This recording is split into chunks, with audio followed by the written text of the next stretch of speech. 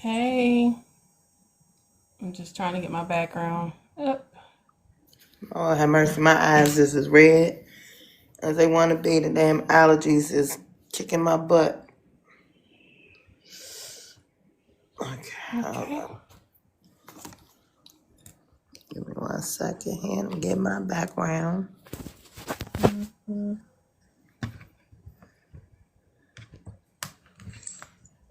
Everybody can hear me?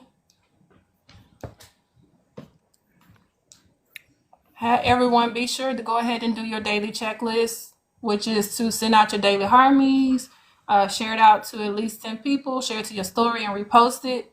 And if you want to feel free to participate in the live gift goal, do that as well. Oh, Salvatore, we love a prompt person now. You already starting off good. Can you guys hear me? Yes. Okay, perfect. Yeah, I like to be on time.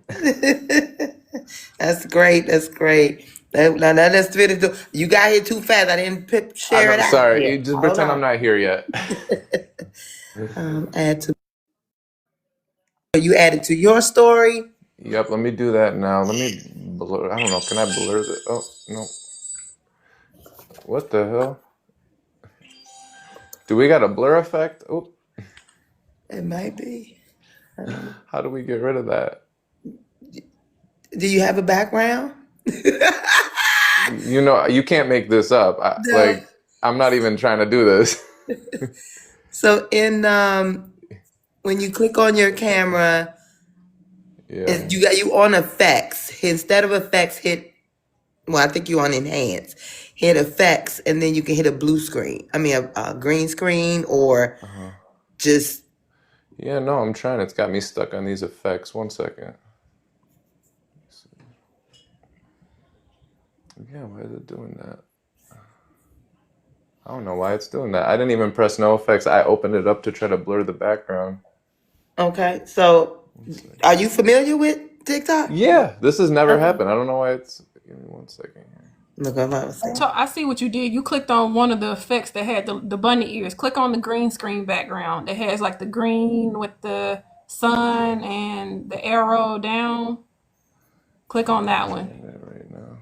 You see the options at the bottom, like No, I you don't see the have. green screen? Yep, I got it. Green screen. Which one? Okay. Click on, yeah, that one's fine too. Yep. Yeah, but this. How do I get rid of that? Oh goodness. Right. It's supposed to have went away. That's what I'm saying. Can I Let me rejoin see. this? Yeah, you Yes. can disconnect and come back. Okay, let me do that. Yeah, it does remind you of those C19 Zoom meetings when people had the filters on and couldn't take it off. Yes. All right. He's oh.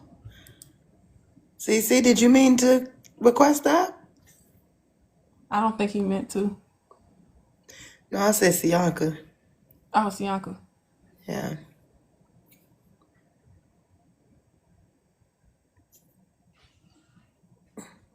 Oh, she said she meant to. She said yes. Oh, unless she said she didn't mean to.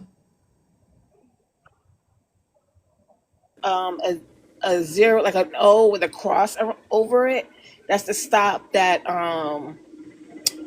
choice that he did. That would get rid of it. Yeah, I'm so sorry In about that, case, in guys. My case you thing didn't was. know, but now you know.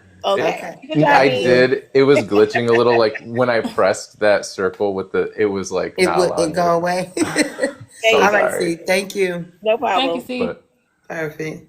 Were you trying to get a background? oh, I mean, yeah, I can now. I don't want Yeah, to mess You just with don't it click the have green now. to. screen option. Now I'm scared. I know, right? Just Let don't me click try on the it. bunny There we ears go. one. You Oh, can see, you see what I mean? just click on the green screen option and then go to your gallery to Yeah, pick a background. You see the green screen that has a little square? yeah, I see it. I'm trying it Yeah, right now. and then go pick your background from your phone gallery. Okay. Yeah, honestly, I'm just gonna leave it, guys. Let's just get started. Here we go. Okay. Sorry. Yeah, All right. we good to go. Yep.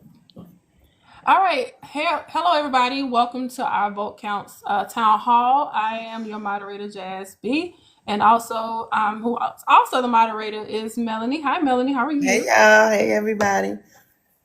All right, and so for those who are not familiar with our vote counts, we are also known as OVC. We are a nonpartisan movement uniting Americans from all walks of life to empower voters, support candidates of integrity, and ensure every voice is heard. Though education, outreach, accountability, and action are important, we understand that we're building a stronger democracy. So, with one informed vote at a time, join us because your vote is your power. So, tonight we're joined by Salvatore. Salvatore is a candidate running for New York's 5th Congressional District. We will be talking about his background, his vision for the district, and of course, taking your questions live. So, Salvatore, I want to get you familiar with the format of the town hall. So, after each set of topic questions, we will open it up for one person from the chat to come up on the panel and ask you a question. If we don't have someone to come up and request to ask you a question, we'll just take a question from the chat and you can answer from there. All right. Sure. Yeah, thank you so much. All right. So, with that being said, um, we understand you are a New Yorker through and through. I've read about your bio about you had backgrounds with fighting for rent regulations, and you have very strong advocacy when it comes to immigration. But for those who are meeting you for the first time, can you tell us a little bit about yourself and why you're running for Congress? Yeah, of course. So, and thank you for the opportunity to share. I've honestly, so my family came to this country when I was young. We're originally from Sicily. So I grew up in that working class family. You know, we were immigrants trying to make a living, trying to make our way into this new world here. And, you know, I appreciate everything they did. They were such hard workers. They instilled this work ethic in me to kind of go after whatever I wanted in life, always be myself, unashamed, you know, ready to fight for what I think is right. So I grew up with this mentality, but in the culinary scene. So I was in hospitality. I was working in a ton of different restaurants, you know, in the basically as a general manager, assistant general manager. And I thought my dream was to open restaurants, to cook, to, you know, because I love food, I love people. And I was really lucky in starting my career, my real, you know, career that actually kicked off my love for community impact and doing things, you know, for my communities and, you know, was with Chobani. So I started working with them about almost 7 years ago, and I had the opportunity to just take over this small cafe. And, you know, it could just be a regular quick service thing, bagels, yogurt, this and that, but it's something much more important. And I never thought it would kind of be the birth of my new dream. But while working in this cafe, the pandemic hit. So I was like, hey, like I got my new, basically my new lease on life. I got this awesome job, this new opportunity. I'm really doing my thing in the food scene, and everything gets shut down. So in that time, we paid every employee. We tried not to lay anyone off. We really tried to band together and keep everyone stable as much as we could. I fought for that. I was able to pay my employees throughout the entirety of the pandemic until the day they returned back to work. So, you know, I'm proud to say I didn't fire one person. And I'm lucky enough to be supported by leadership that allowed me to do that, to take care of those people during the hard times. And I'll always be grateful for that. But during that time, I didn't just close the cafe. We had a different president at the time. And, you know, he gave me an opportunity to do something better. He said, do we really want to close this thing down, or what can we do? And we had this program called the incubator program, where we take small businesses and we nurture them to become successful, you know, those that have been overlooked, the underdogs, the new guys. And those people and I banded together. I said, why don't we do this? Why don't we take, because this is a food service, you know, incubator, they have non-perishable food items. And then we have our awesome yogurt, which is probiotics, you know, it's super good for you in every way possible. I could talk about that forever, but I won't. But we put basically a few yogurt cups, a bunch of different perishable products from vendors all over the country were sending me things. So while everybody was home, I was actually still working almost every single day. I was driving trucks. I was moving food to different places, different school districts, different pantries. I created what was called the Chobani Pantry. So out of there, through my front doors with a little PPE setup, I had families come each day. We did it twice a week, and I would do maybe a couple thousand bags a week. Volunteers would come, they'd help me pack them, I'd receive the products, we'd go feed the families. And so I did that for the entirety of the pandemic. We ended up feeding over 50,000 families together. So at the end of that, we said, like, what's next? Like, is this just a restaurant? Do we keep using this for good? And so over the last few years since the pandemic, everything possible I can, I've been using it as a source of community impact. Really, my love is creating food accessibility for young children, because I feel like as a government and, we're failing the kids. And I really want to take care of this generation that's coming up, because they're the future. Like, they need to learn about things. They have dreams. They want to have fun and, know about food and have great careers. And I feel like we're really bogging them down sometimes. So I love to bring kids to the cafe. We do school events. We partner with different community leaders that help create accessibility also for food. And after this whole election, let me tell you, I was at the last rally sitting right behind Kamala Harris, okay, ready in Philadelphia for the next day. So all of this, I love my job, et cetera, leads up to this. I start working in community impact governmental affairs with lucky enough to be getting involved with that within the company. And I got this opportunity to go to the rally. So I started helping polling sites. We were bringing them food, coffee, yogurt, just making sure the people that were working for the people are fed. So it was a lot of fun. We ended up at the last rally, and it was one of the best nights of my life. I'll never forget the energy and like the love that was there. Never seen that many people in my life waiting to get in somewhere. I was lucky enough to be with a senator and get right on stage with her and some of my colleagues. And yeah, I remember the next day, everybody was crying. So it was pretty sad. We were so hopeful. But from that moment, I said, like, my generation, millennials, I'll be 33 in a month. We really need to take the mantle. There are these people up there, they're so disconnected from what the working class is doing. I mean, it's almost like, it's not laughable because it's really sad and disgusting, but it is, because it's like, you guys got to go. It's time for a new generation that actually cares about humanity. And my love for the people, I said, you know what, now's my time. I'm going to give it a shot. I'm going to really try to fight for the people in my community because they're not being represented. And that birthed my dream. It honestly was just me, myself, and my laptop. And once I get an idea in my head, I really want to bring it to life. And I'm a very determined Sagittarius. I got some manifesting powers. So I said, you know what, I really want to give this a shot. I really want to try to help people and expand my career. And I don't think you should be an experienced politician and run. If you're an experienced politician, there might be something, it might be time to stop and get into other ways you can help society.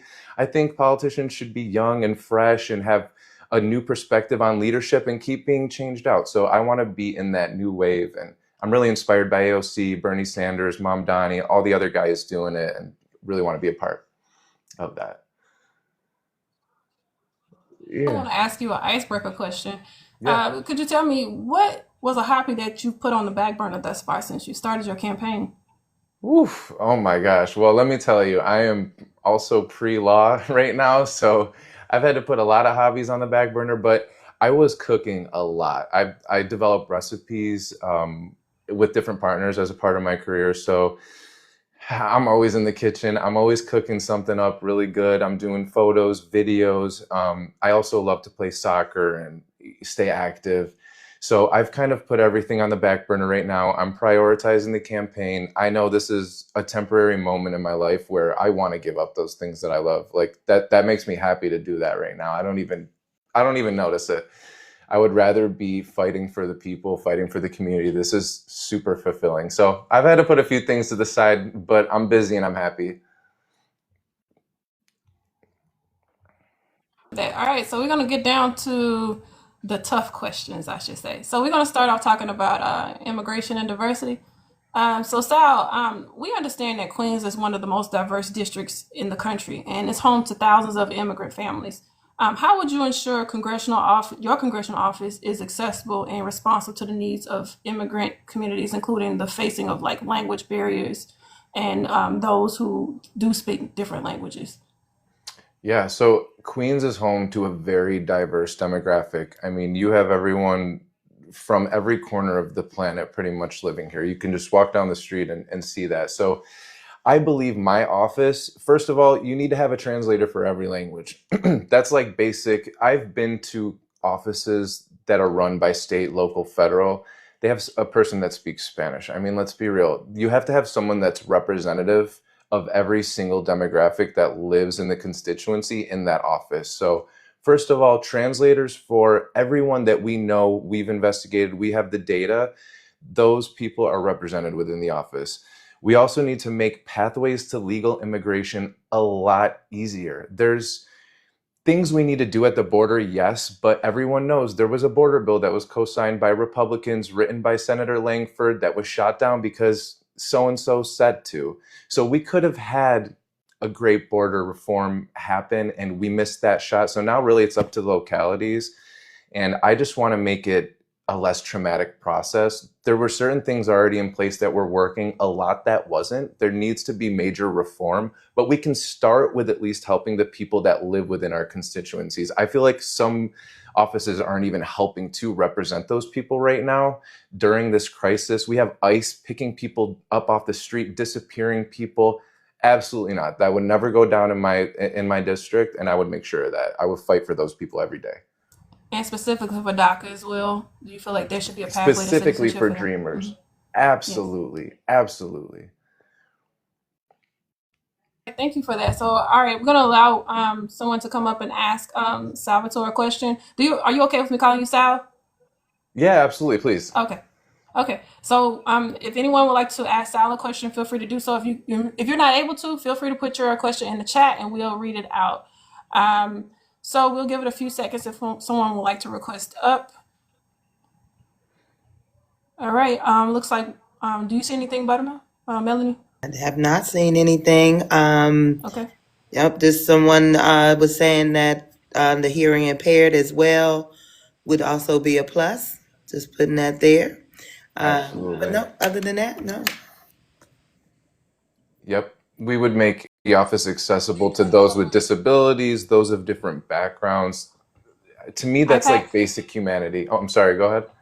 Oh, I see someone just requested up. IPAC, did you like to ask Sal a question? Guys. Yeah, hello everyone. Hello.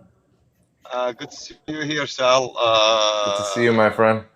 Good to see you. This is Integrity Political Action Committee. It's a new political organization. I'm the founder and the chairman. We started in 2024. And one of my colleagues met Sal in person in New York, Eric Warsaw, right? You met with Yeah. Eric Warsaw. Yes, sir. Yes. Well, to you and to everybody who's on the panel too, I believe everybody remember something called the fairness doctrine. That was back in the early 80s, and in 1985, Donald Reagan basically, I guess, issued an executive order. And at that time, the Congress tried to repeal what the president wanted to do, which is not obligating networks to have contrasting views of the political aisles. Back then, there was a representation on all, basically, networks obligated, mandatory to have contrasted view as a part of journalism mission to provide the public of informed, basically, information, factual, that would help them make informed decision at the voting booths. Okay. Now we don't have that, nor do we have access as the independent basically candidates to have access to mainstream media. Right. So what's the question? The question is, do you support Sal sponsoring a bill that basically change that situation, bring back the basically fairness doctrine or something similar? And also, if you agree with this or not, I'm sure probably agree or already reduce the requirement for independent candidates of signatures and what have you on parties other than Democrats and Republicans. So we would have fair competition and fair representation for the United States of American people in Congress and Senate. Go ahead, sir. Yeah, absolutely. First of all, I believe polling sites are one of the most sacred places in the country. Obviously, the right to vote is arguably the most important right. It's our power, it's our voice. So whatever we can do to make it easier to vote, that's what my office will fight for. We don't want any red tape. We don't want to make it harder for people to vote. We really want to see what's reflective of the people, the results. For so long now, I feel like there's so many different, they love to throw something in to make, they love to throw an obstacle in basically to make it harder to vote. They think we don't realize what they're doing, and we do. So, first of all, yeah, I want to make, polling sites one of the most safe, important places for a person. That's obviously top of mind, one of my priorities. And then your second question, just one more time, sir. It's basically reform the requirements For of independent candidates. Yes, for Yes. independents. Yeah, no. So as we've been witnessing this last year, almost of the Trump administration, tomorrow it'll be a year, it feels like 20. You see a lot of restriction when it comes to having representation. Independent candidates deserve the same shot as Democratic candidates and Republican candidates. There shouldn't even just be three parties, in my opinion. How can three parties represent hundreds of millions of people? The thing, at the least, we can make it easier for independent voters to have representation within the system. And so we can have some semblance of equality, at least start there. There's much more work than that needs to be done, but I think that's a great start. And I would definitely co-sign a bill that creates accessibility for voters to have that independent candidate on the ballot much easier. Thank you. Thank you for so your much. question. Thank you so much for the question. May I slip one more question, please? A quick one. Quick one. Yes. Quick one. Access to all candidates across the board to national debates. Oh, yes. I mean, I think I could speak for a lot of people. We're tired of just seeing a Democrat and a Republican, argue on stage. I want to see more representation. I want to see more ideology, more ideas, opinions. I really want people to feel represented and heard. And I know it's going to take more than Democrats, Republicans, and independents. So anything that creates accessibility for more candidates to have more representation, I'm for. It's time we change things. Absolutely. Again, thank you, IPAC, for coming up. Thank you so much. Thank you so much. I appreciate you guys. Have a good evening. You too. Thank you. All right, so we're going to go ahead and move it over to Mel to talk about the next topic. Mel? All right. So I was going to talk about government, democracy, and accountability, but most of my questions on there you just really answered with with that one? IPAC. We were Yeah. going to talk about how you can make voters feel more included, and what steps will you take to make sure their voices are heard in Washington. Well, you just answered that. So I'm going to talk about affordable housing and cost of living.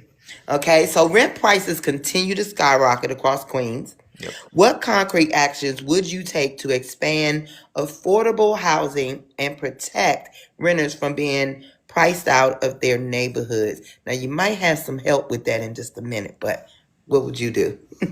So, right. Honestly, I truly believe we need to keep the rent where it is.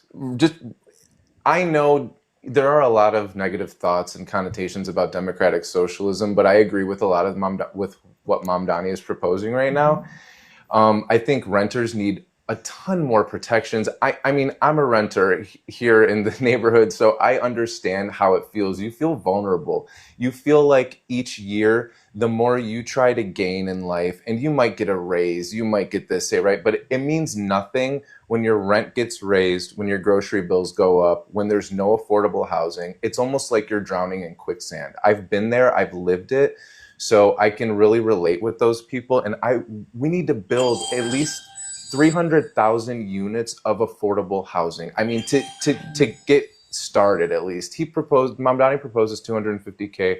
I would say 300 to 350,000 houses to start, just because, I mean, you're walking on the streets and people are sleeping on the street, just bare face on the concrete.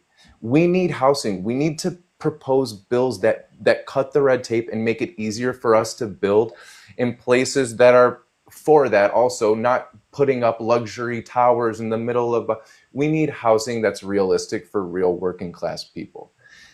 I think there are enough luxury towers across New York City, so this is a huge project that needs to be taken on. And I know it's going to take years. It's not like you just have this affordable housing project pop up. It's at least 2 years out. So say you have all of us new wave of congressmen and we all have that idea. Right now there's division among the party. So nothing is getting done. And you could say Democrats might look united, and they do. And I respect them. But they're a little bit of a hot mess right now. I think they need to recenter and refocus and really figure out what their vision is and explain it and communicate it better to the voters. And that should be centered around affordability. I mean, eggs are like $6, then $12, then $7. Then it is so random and chaotic. And I feel terrible walking over people, and you know what I mean? So affordable housing, we need to make it easier for people to live. All right. Okay. Well, let's flip that on the other side. People who already have houses. Yeah. Let's talk about raising property taxes.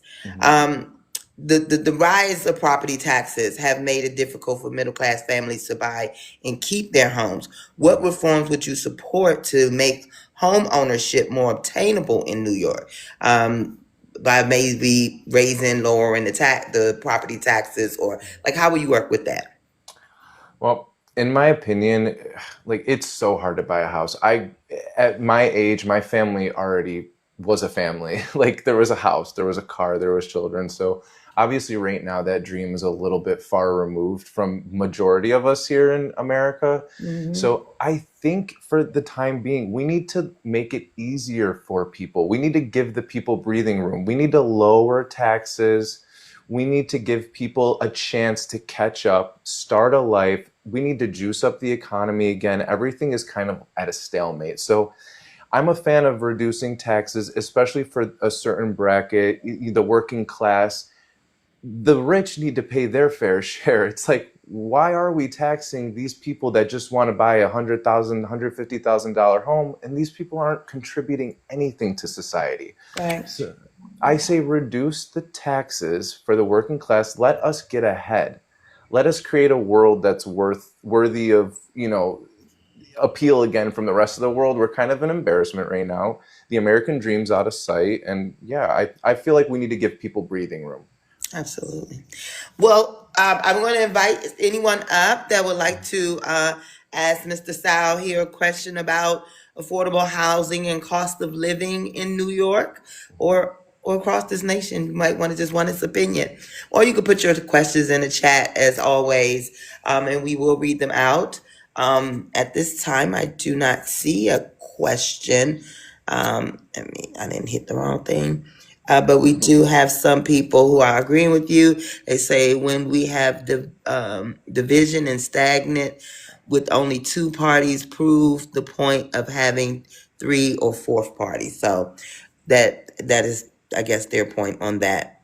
Yep. So, and then someone said that, yes, for real, the aggressive landlords too exploiting people. Yeah. So it's terrible. It's terrible. Every year, I mean, apartments go up. $100 is a lot to people, especially these days. So these landlords, they need to be knocked down a notch, and we need to get control of that. Absolutely. Someone does want to know what cities are included in your district, What cities? or boroughs or Boroughs, yeah. boroughs. Yeah. So we have Jamaica. We have kind of so it's Queens, but my district is Jamaica, JFK, the airport, Howard Beach, this area that's kind of like lower. Where are you guys based, by the way? Well, All over. yeah, OVC is a collection of people from all over. Oh, okay. Miss Jazz here is in Alabama. I'm in the DC, Maryland area. Okay, nice. No, I was wondering if you were familiar with the area or Well, not. Blessings, who asked the question, is from she lives in Massachusetts, the Yeah, Boston area. we So, have this little area down here. It's kind of forgotten about, but majority is what you want to think about it is Jamaica Queens area. It's very city meets urban. We got a lot going on, a lot of Hispanic restaurants, Indian restaurants made up of a lot of people, but we're this lower area across where JFK is, kind of meets the water down to the beach area. So it's an interesting spot. It's very residential, but there's also a lot of, apartment buildings, luxury buildings. It's a very wide demographic, but localized in the lower area of Queens near the does that airport. include Coney Island, or am I in the wrong place? Coney Island, I do believe, I believe it's right outside of our district. Okay. Because you said the beach, and that's about the only thing I know. Yeah, That's we being have the a beach. couple. We have Howard Beach. We have a couple different areas here.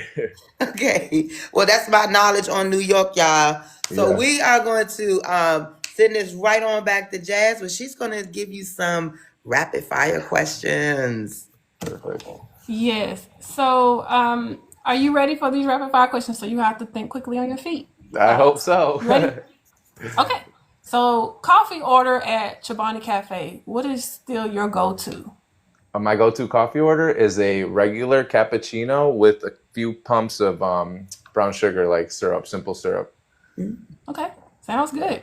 Yeah. So for your queen, so what would you choose? Queen's bagel or a Sicilian cannoli? Oh, come on now. What, you gonna give me in trouble with my nanas, my grandma? I gotta choose a Sicilian cannoli. Okay. Okay.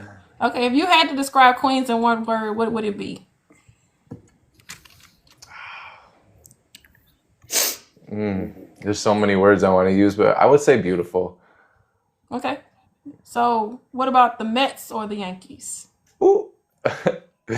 Damn, I'm gonna lose votes. Now, I gotta go with the Yankees. Okay. And what's one thing people always get wrong about Queens? I think one thing people always get wrong about Queens is they have this idea that it's maybe really dangerous or, scary, or the crime is high. You do hear about a lot, and maybe a little bit more because they live here, so it's fed to the algorithms, but it's actually safe. It's beautiful. A lot of areas are clean, and a lot of people are really trying to fight to keep it diverse and to keep it that way. And I think we're doing a really good job here because, when you start to see gentrification and people being priced out and moved out of there, we're still in a phase where we can save this and we can make Queens better. They deserve representation that actually cares about them, not money. So that's what I want to give them. Okay. And what's one small business in your neighborhood everyone should know about? Ooh, I'm going to give it to El Rey, it's called. It's a Dominican restaurant on Hillside. They have delicious food. They work really hard. They cook it from scratch every day, and they just love to feed people, create a great environment. So whenever I want to escape for a second and have a little delicious meal with some plantains, rice, pork, I go to El Rey. Okay. And when you're riding the subway, what's your favorite subway line, or at least the least painful commute that you would suggest? None. My commute is painful. So I take the F into the city, and the F is known to have a lot of problems. So every day I'm facing some type of issue on the train. I would say the easiest train to take, in my experience right now, is the A train. It goes where it needs to go. It's quick, it's express, and you can kind of rely on it a lot more than the other lines. So I would say the A is the best. I take the F. It's not great. And that's one of the things I want to help to rebuild is our transit system. So. And what's your favorite comfort food after a long day of campaigning? After a long day of campaign, I gotta say I'm a through and through addict of pasta. So any type of pasta, but specifically I love carbonara. It's my favorite pasta. Okay. And regarding things that are more stressful, managing cafes or managing Congress? Managing cafes, because I got a couple kids working for me. No, I got a great team, but I think managing cafes might be a little harder because I have to deal with the electric going out. I got to deal with the fire alarm. You got to deal with Department of Buildings, Department of Health. Congress, I can focus on the people. There's a lot to it, but you're not putting out every fire every second. It's hard to be overseeing all ops. Okay, and Queen's Pride in one sentence. Queen's Pride, you said? Yes. Queen's Pride in one sentence. Let me see. I would say, ooh, that's a tough one. Queen's Pride in one sentence. Never been asked that. I would say we got some of the best home cooked, delicious, authentic food in all boroughs. So let's go home cooked food and comfort. And I know you said that you didn't really want to get in trouble with choosing between Sicilian cannoli and the Queen's Bagel. Why was that was a tough to choose from? I was just curious. No, just my grandparents. I envision like my Italian grandparents sitting over my shoulders, like, you better pick that cannoli, boy.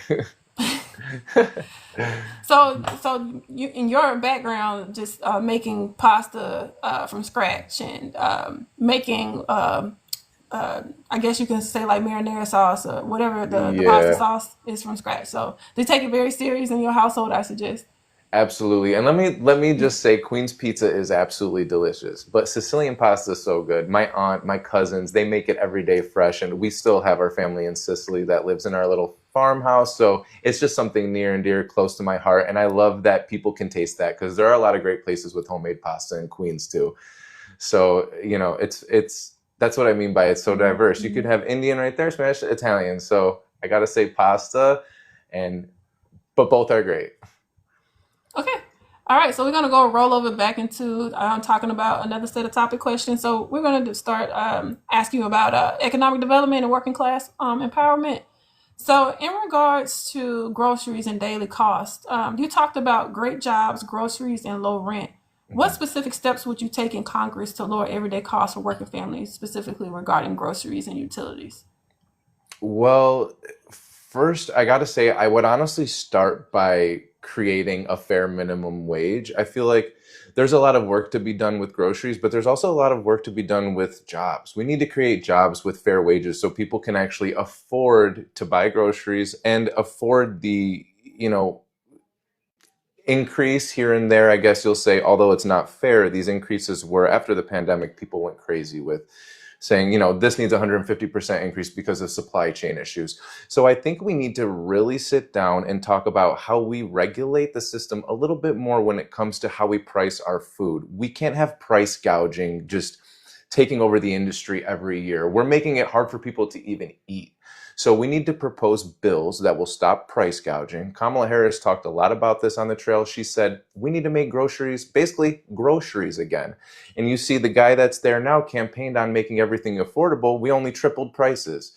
So I really want to give people a fair shot at having a great job, but I also want to hold people accountable. And that means the people that are buying the produce, the people that are pricing things, we need to hold those companies accountable and make sure that they're acting fairly. And regarding the grocery prices, do you feel like there should be also like a more regulation in the ways that grocery prices are being priced? I know we had a lawsuit with places like Kroger Yeah. admitting on the stand that they inflated their grocery prices just to kind of make up the cost that they lost during C-19. So can you tell me a little bit your thoughts on that? Do you think there should be more regulation regarding that?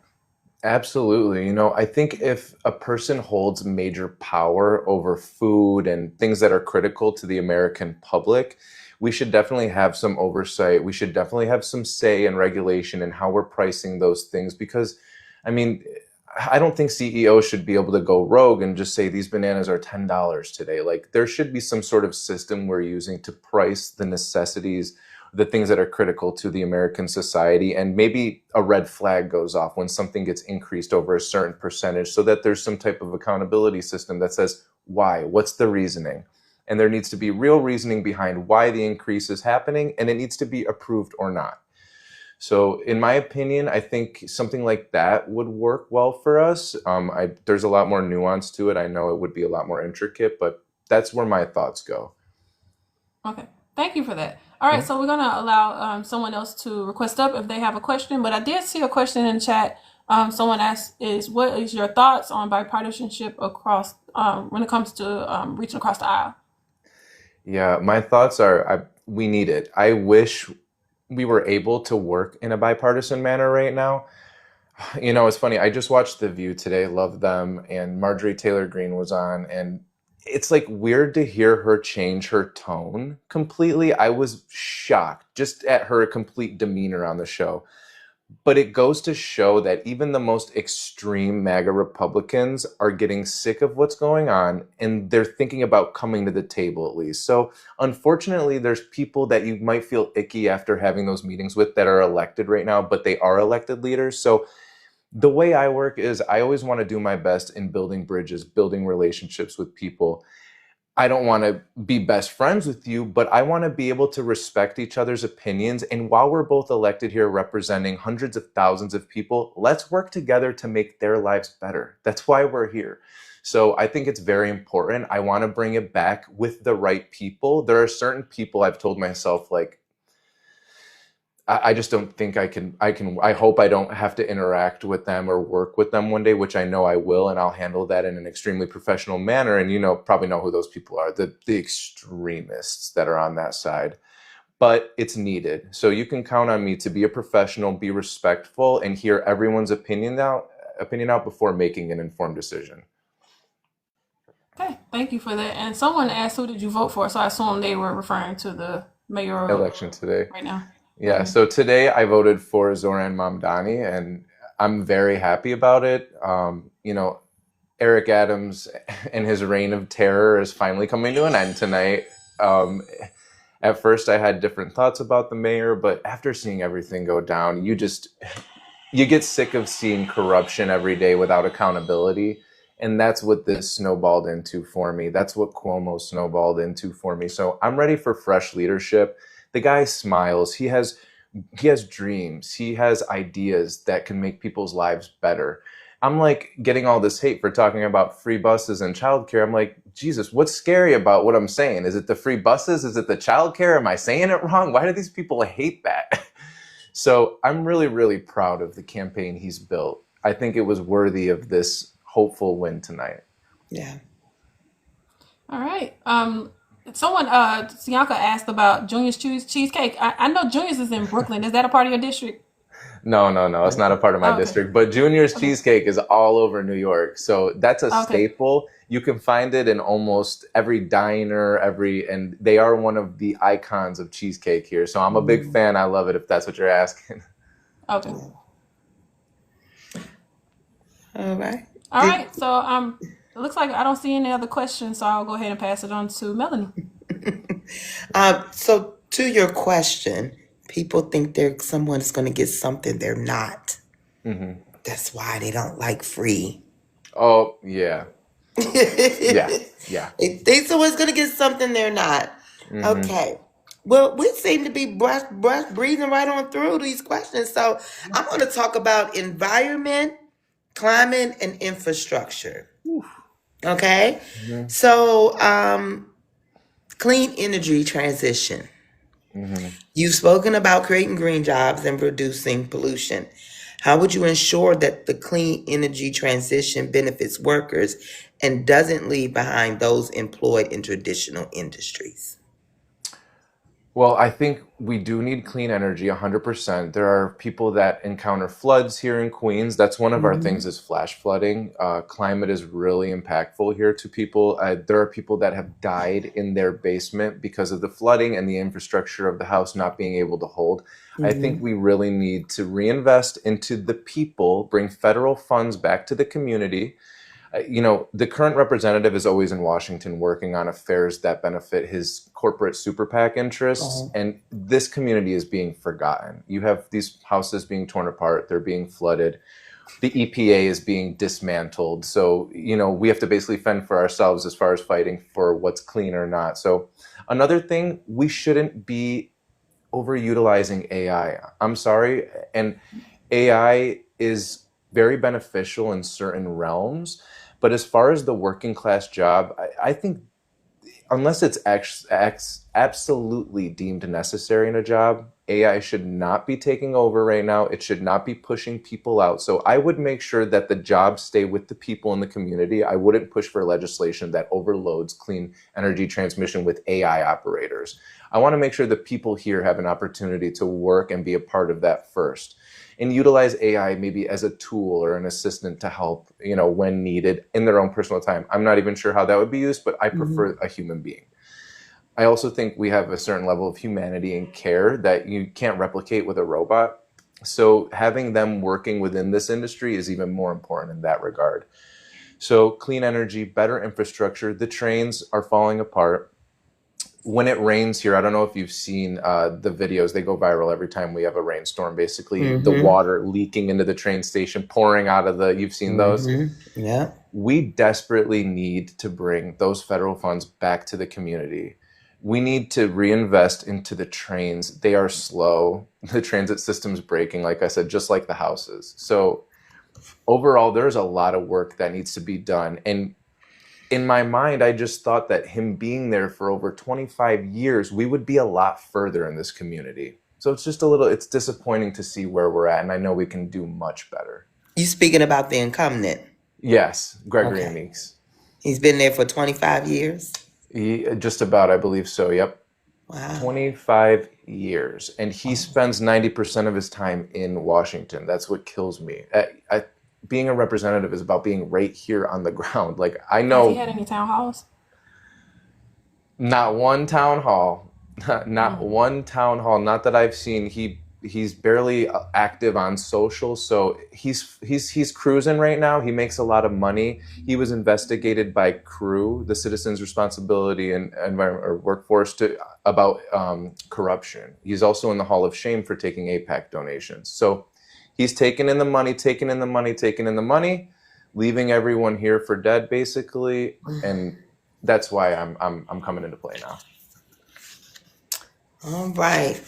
Well, we're about to wrap this up. Normally, I wish I had more time with you, but I'm happy to talk to you ladies anytime. Trying to get elected. I understand.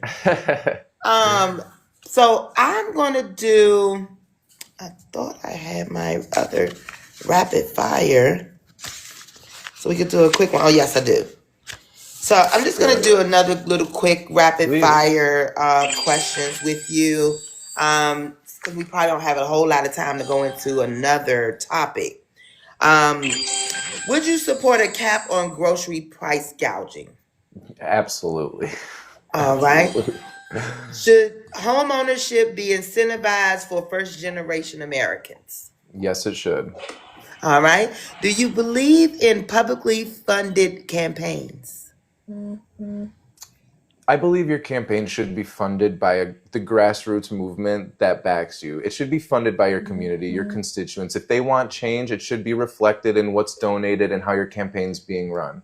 I honestly think that. I don't want to take public, super corporate. It doesn't feel like your priorities lie with the people. It lies with those corporate interests. Yeah. Correct. Should Queens get a bigger slice of the federal transit funding?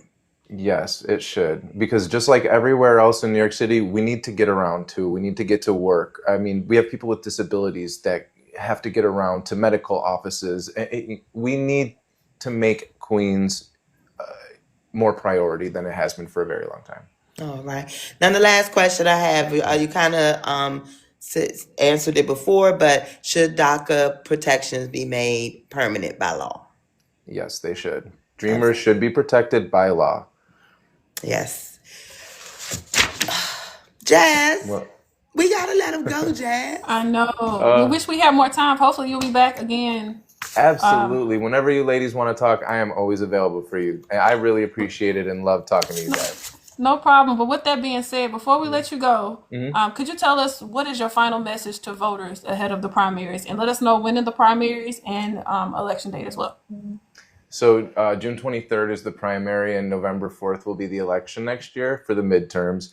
June 23rd, I need everybody there to vote and, to make this a reality. If we win the primary, we're more than likely going to win the general. So I also want to say canvassing begins soon. February 25th is petitioning season. I need everybody I can get. If you want to be a part of the campaign, you can go to sailforcongress.com and sign up. I need dedicated people that want to make the world a better place. And just what I want to say is, with me, you can guarantee I'm a real person. I've been through every real struggle you could imagine, just like any other human being. I'm not backed by the rich. I don't come from the wealthy. I'm just a good guy who really cares about people, loves people, and I want to make this world a better place and leave my mark that way. That's it. And I'm willing to work with and do that with whoever else is like-minded. Absolutely. And all of your socials are the same? All my socials are Sail for Congress. Okay. Well, thank you again, Mr. Salvatore. We thoroughly appreciated the conversation we had with you. But with that being said, we also want to invite you to our next town hall that we have coming up tonight. Our next town hall is with Ardelia Holmes. She is running for Shaker Heights, Ohio School Board, and that will be at 9 p.m. Eastern Standard Time. So hopefully, whenever you wrap up your next event that you have coming up, you can come back and stop by to listen to the conversation that we'll be having with Miss Holmes. So I would once love again, to.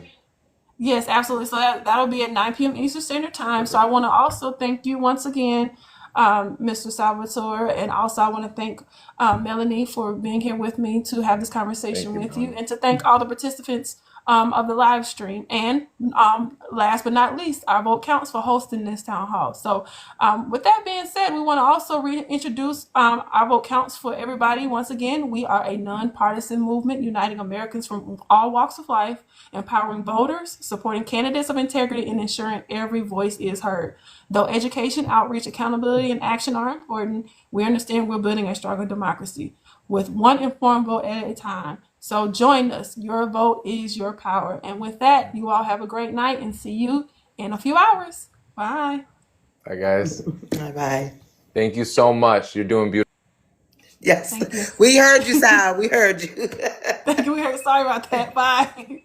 Now, y'all, we had planned on staying up for till our next one, but I'm not sure if that's what we're gonna do since we now have an hour. What would We're y'all opening like up to for do? those who want to have some feedback. If they want to give us Okay. their opinions about the live, they can.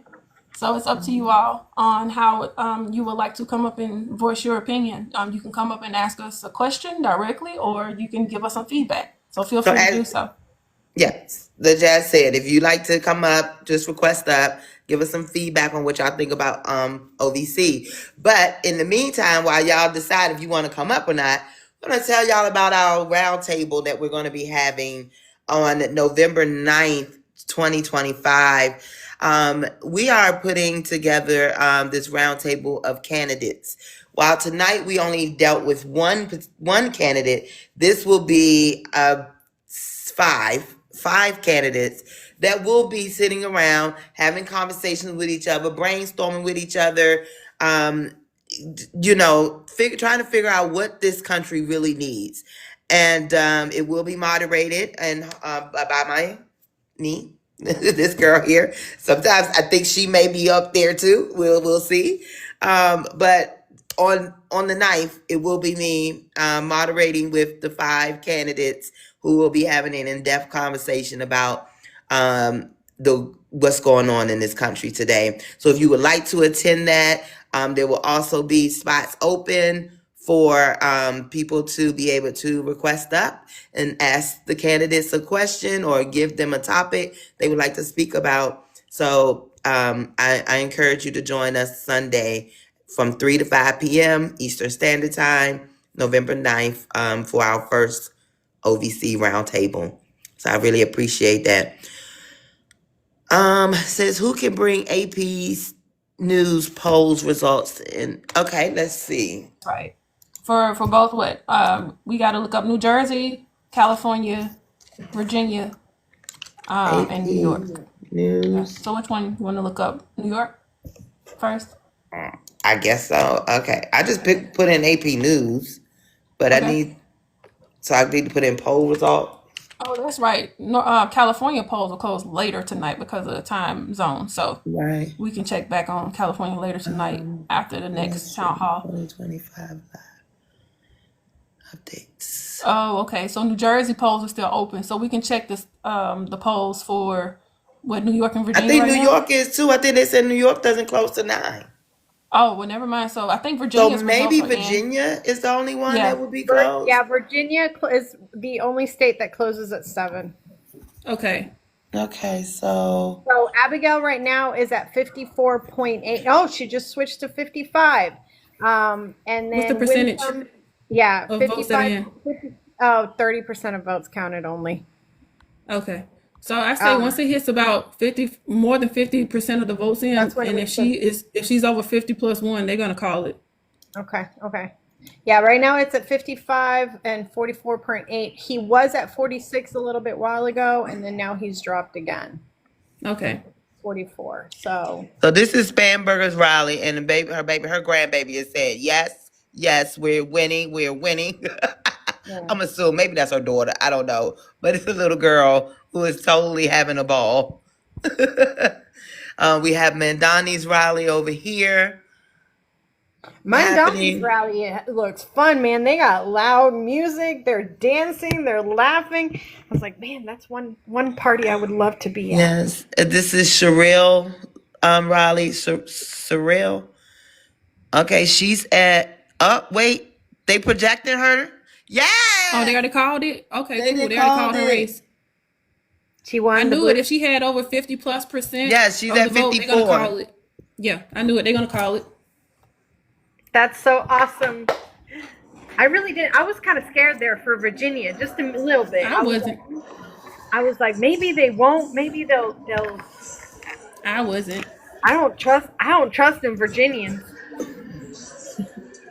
I wasn't. I knew it. Oh, I look, they knew so that, sad over she here. didn't have anything to worry about. Oh, sorry.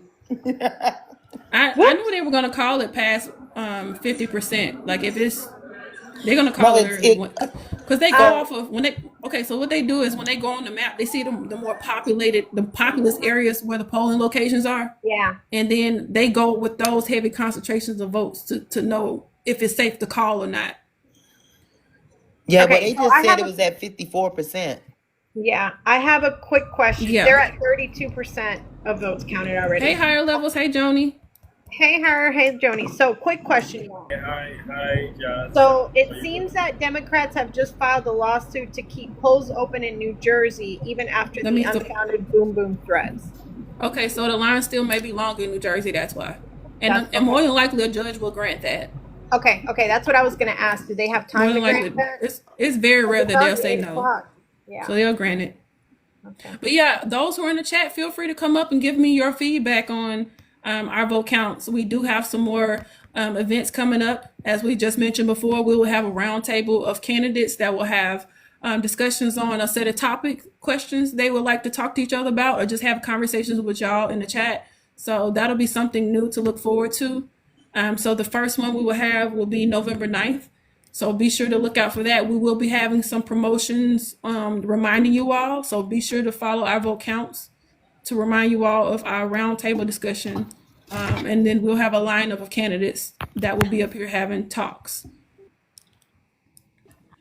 Oh, so Atlanta's running as a mayor, Cincinnati mayor, lieutenant governor, and attorney There's- general. of Virginia. Alice, there's also a mayoral race in Minnesota, particularly Minneapolis. So Yeah. we can look that one up too. I know it's going to lean blue, but I want to know particularly what candidate on the Democratic side is going to win that one. Pittsburgh mayor, also Michigan, Detroit mayor. Okay. Detroit mayoral race is up all too. of them. Yeah, I wish it would list all of them. Oh Pennsylvania. yeah, there's some ballot initiatives in Texas that we need to look up too. Aside Oh from yeah, that one does. Our polls don't close till so 8. Alice, what can you tell me what ballot initiatives that you saw on the ballot that you So, can remember that you had to vote think- on? One It of the says most 7 important- o'clock, Alice. Oh, you meant 8 Eastern Thank time. y'all. Yeah, Eastern. exactly. Okay. But I think for me, of course, I voted the propositions. I went through them and voted on them. We were doing that today with Jazz. We were doing that with Joni, like comparing what each person vote. But our Which most one? important, what was the one that we were arguing about? Not arguing, but had disputed the Proposition 13. Hold on, I'll look it up. What's her name? Okay. It wasn't 13. We all agreed on 13. There was one. I can't even think of Okay, it right Mixed now. Trini Gal just said she just came back from voting. What state are you in, Mixed Trini Gal? Was it I a did long too. line? She in Where Texas. you were, Texas? Texas. Okay. I wanted to come up and say that I had a lot of, like, I was surprised about the turnout in my city. I'm in the DFW area in Texas, but there was a huge turnout for our little suburbs of the Dallas area. Oh, wow. I was talking to this girl behind me, and I'm like, I am so shocked so many people are out. And she's like, I'm not. We're all sick of this. So that was funny, but it was cool to see a lot of people out voting, and even people my age, not just elderly people. So That's good. That's very encouraging. It is. Very much so. Well, actually, you know what? There was like 6 or 7 people when I went, and I went like on my lunchtime at 3 o'clock. No, it was like 2 o'clock on a Monday. More than likely, everybody getting off work, you'll see more of a turnout. Yeah. Than during the day. Oh God, stupid screens. My work screens are acting stupid. Anyway, good All right, night, I'm good trying night, to look up everybody. Ohio now. Hires, wait, you're that far away. You sound low, higher. Speak up. Am I better now? Am I good? Yeah, you good now. Yeah. I'm gonna turn my camera off for good now, night. y'all. I'll be. Good night. No, you could stay on. You could stay on camera. Anyway, good night. Oh, Lord. I gotta go. Yeah. Gotta drop down and cook dinner. But No, she didn't I say heard you she's higher weak. levels. I know. I'm joking. Hires is like, no, keep the camera on. I want to look at your beautiful face. You know that's what you wanted to say, Yo, right? did you all hear about this contingency funds being depleted? No. Continue. Into it. Hey, Ayana. Hey, Thick. Hey, so Ayana, I'm looking for Shaker Heights. Where is that? Why would you do that? What would you be looking for, Melanie? Because I'm trying to see what the results are. Why? Because I want to know. Why do you want to know that, Melanie? Well, it kind of has something to do with our next live. Listen. I want to know if we're celebrating or not. We are not. We are What? not. We are absolutely not. What do you mean? What do you mean? What do I mean? Well, see, what I'm looking at, I don't have any results at all. Everything Hold on, says y'all. 0. Wait. I know we're having this conversation. Hang on. Just hang on for a second. Let's check the. Hey, Stanley. Stanley, we miss you. I'm looking I at think the we already got the clue, so we don't have to indulge. It's our the vote Cuyahoga counts, County Board of people. Elections Yes. has live unofficial results. Okay. Okay. So far, they the top three get to move on to the board. Okay. Okay. Okay. There were 6 people running. She has so far received Hey, Q. 9.5% of the vote. Oh. Oh. Okay. And for those who are new coming in, we do have another town hall coming up in the next hour, less than an hour. So be sure to stick around for that. We do have another candidate coming up. But if you would like to come up and give your opinion or feedback on either the live or just the results of some of the elections that are going on right now, feel free to request up and tell me what your thoughts are, whether it's in New York, California, Virginia. You don't have to be from there. Just give me your thoughts. Is So- this is Franklin County, Ayana? No, Cuyahoga.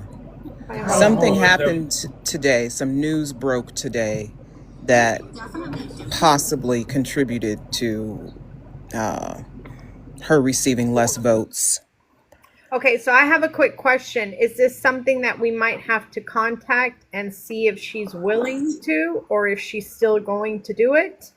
I mean, I would definitely ask her if she still wants to do it. Yeah. Yeah, I think that we should definitely. That's something that I'm not sure who can message her or who are. I mean, I know she was very hopeful and she ran a very good campaign. Not going to take that away from her at all. I don't see no damn The Cuyahoga. lady is smart as hell. And is there anybody from New York? Q, I think you're from New York. What are your thoughts on the mayoral race in New York? What we could talk about are these voting numbers in many of these places. The turnout? You talking about in regards to the turnout, or And just the numbers in turnout, general? yeah. Okay. Cleveland had their mayoral race, and throughout I would say the last 10 months, a lot of people have been complaining about violence, violence. And less than half of all the registered voters, once again, less than half actually voted. Now just imagine if all the registered voters actually voted. So this is Right. due to low turnout. That's interesting. Well, I mean, the incumbent usually wins when there's low voter turnout. That's just how it goes. Right. But the people who complain, like, and this is all over the country, right?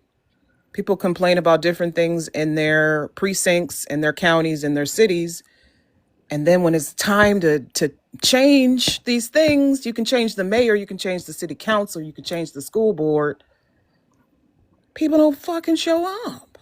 Oh, okay. Okay, we have a guest, 92% of us. I'm trying to bring them in, but I can't accept them. Can y'all accept the person in the queue, 92%? It keeps giving me a denied message.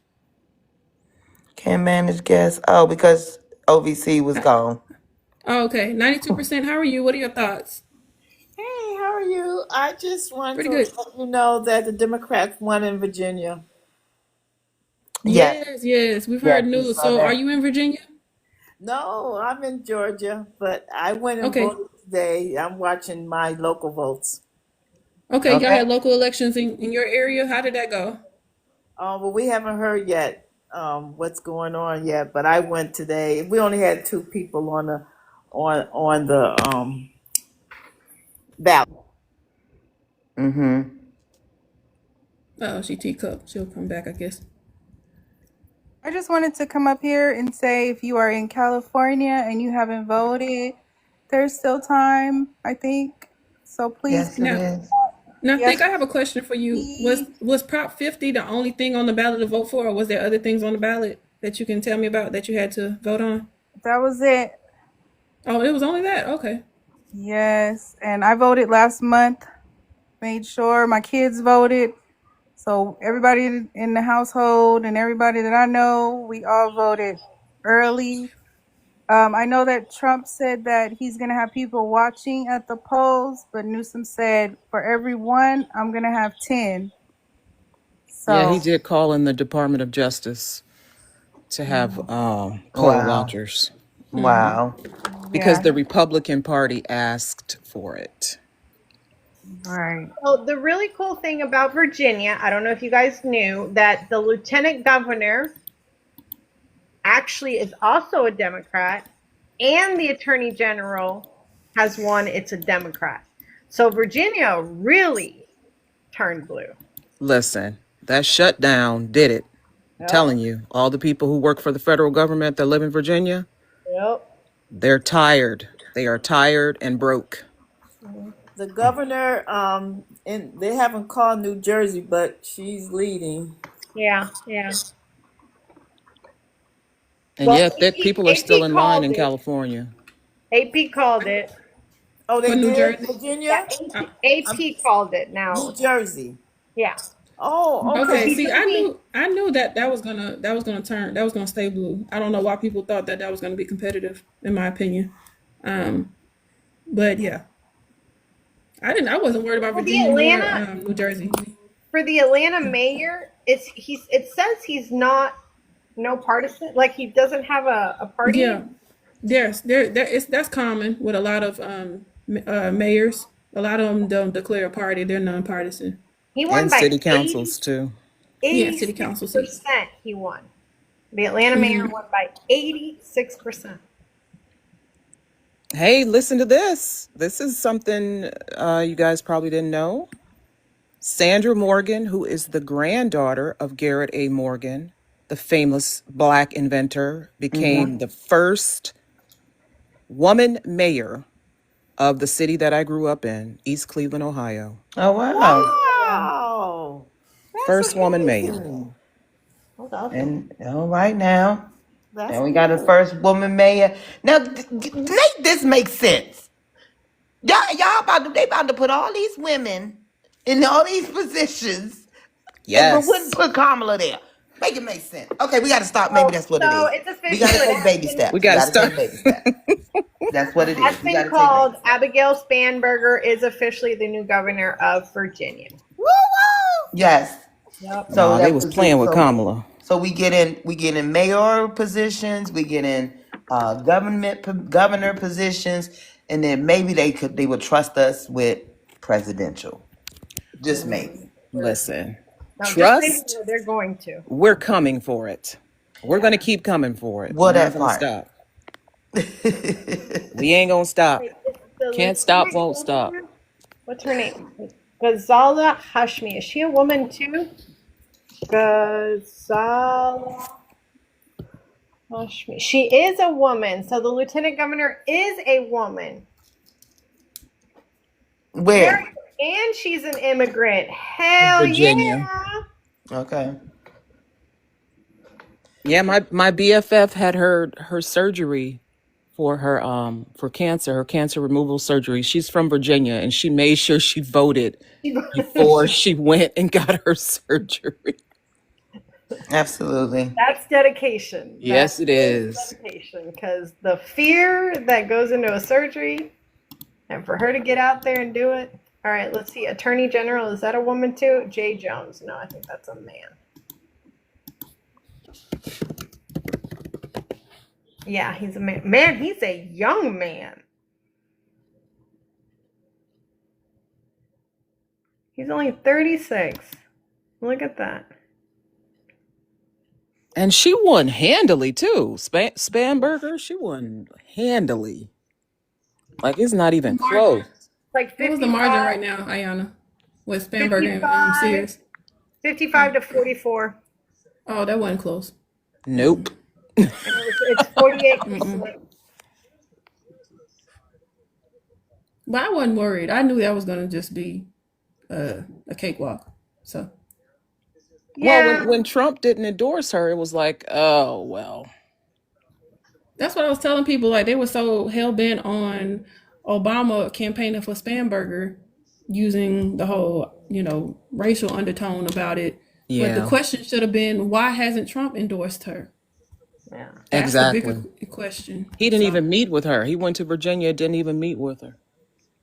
basically, so good luck. That's it. So, but that just kind of Yeah. confirms what we always say about him Oh. when it comes to Black women. He gave her the Mark Robertson treatment. Mark Yep. Robertson that ran for governor in North Carolina. Yeah. So Jersey, although they are only at 16% of votes counted, Nikki Sherrill is at 63% and Jack is at 36%. He really gave him the Tim Scott treatment. Oh, not the Tim Scott. Oh boy. Where is Tim? I want to know, where is Tim Scott? I mean, he was on I forgot he was in the channel. Senate. He's taking orders. Baby, he's so quiet. He is so quiet. We have not heard from Woo, that that man New since the Jersey race election. is looking beautiful. He I got love married this. and everything. Wait, can we call somebody if once the Jersey governor is saluted in? Can we go I'll go live and we can invite somebody to the chat to remind them who won in his state. Aha. Y'all know she's Alice, talking about you're the so blue person. Y'all know she's mean. talking about the blue No. person. It was just I'm gonna contact him. You're so mean, I'm Alice. gonna contact him just to remind him. Not contact him. Don't contact them. All right. We'll contact him just to remind him. Oh yeah, because he said no. They gonna be red.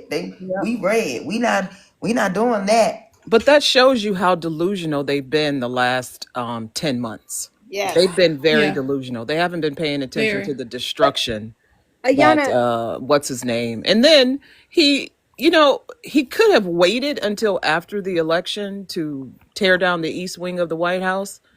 The optics wasn't good at all. Not at all. At all. When Not you have at people all. when you have people in food lines and then you have funding for tearing down an east wing for renovations because you want a centralized place for all the world leaders to go to and bask in their luxury, it does not look good. You don't It understand doesn't. the optics. Right. And then you get on X, you get on And social then have a media every party day to saying boot. you're not going to feed people, you're not going to give them their SNAP Right. benefits, and you don't care about their health insurance, and and have a party to boot. have a Yeah. great Gatsby party with women floating in champagne glasses. Right. glasses, yeah. A total Yeah. picture of opulence while but one people of the are things that standing in food lines. Yeah, I was gonna blame say- you. I You was know, it gonna reminds say me of that movie. What's that movie called? Where they had 12 hours to do any crime they wanted to do. Purge. Oh, was- The Purge. You remember they had that night of they had a big party and it was you know, suit and tie attire, the upper echelon of people right before the sirens went off. Yep. It gives me that. Yeah. My thing is like I one of the things that I find it not understanding is that with the person that I'm going to contact to remind him who won, it's Trump himself disappoints him. He has a breakdown about how he feels disappointed that this was done to him and to his, the people that follows and to his peers and to his friends. And then the next day he's like, oh, I love Trump again. Like, and there's so many of them like that. They get disappointed. Like something he does is disappointing. And then they go back. Like, I don't, how many It's times like do an you have to abusive be relationship, disappointed? right? Absolutely, Right. just like that. Yeah. Like how many times do you have to get disappointed over and over and over and over again for you to realize it's time to move on? Like you need to pick another choice. That's just toxic. You Now, know, and Ayana- Alice, along those lines, the same people who will go, well, I've never liked any of the people that I voted for, and I didn't vote for Trump because I like him. Right. I voted for him because I wanted to put America better first. A better economy. Now, Why would Ayana, you seeing trust that- someone you don't like? Ayana, I got a question for you. So, seeing that these races are staying blue due to just even the false hype from the right thinking it was something competitive, do you think now we have a comfortable view of how the midterms are going to be next year so Oh, far? God, I hope so. No. But Jazz, you know our short memories, Short-term memory. short-term That's memory gonna be problems in the most- United That's gonna be States. downfall. Most of When us everything have a is memory back of a to- mouse.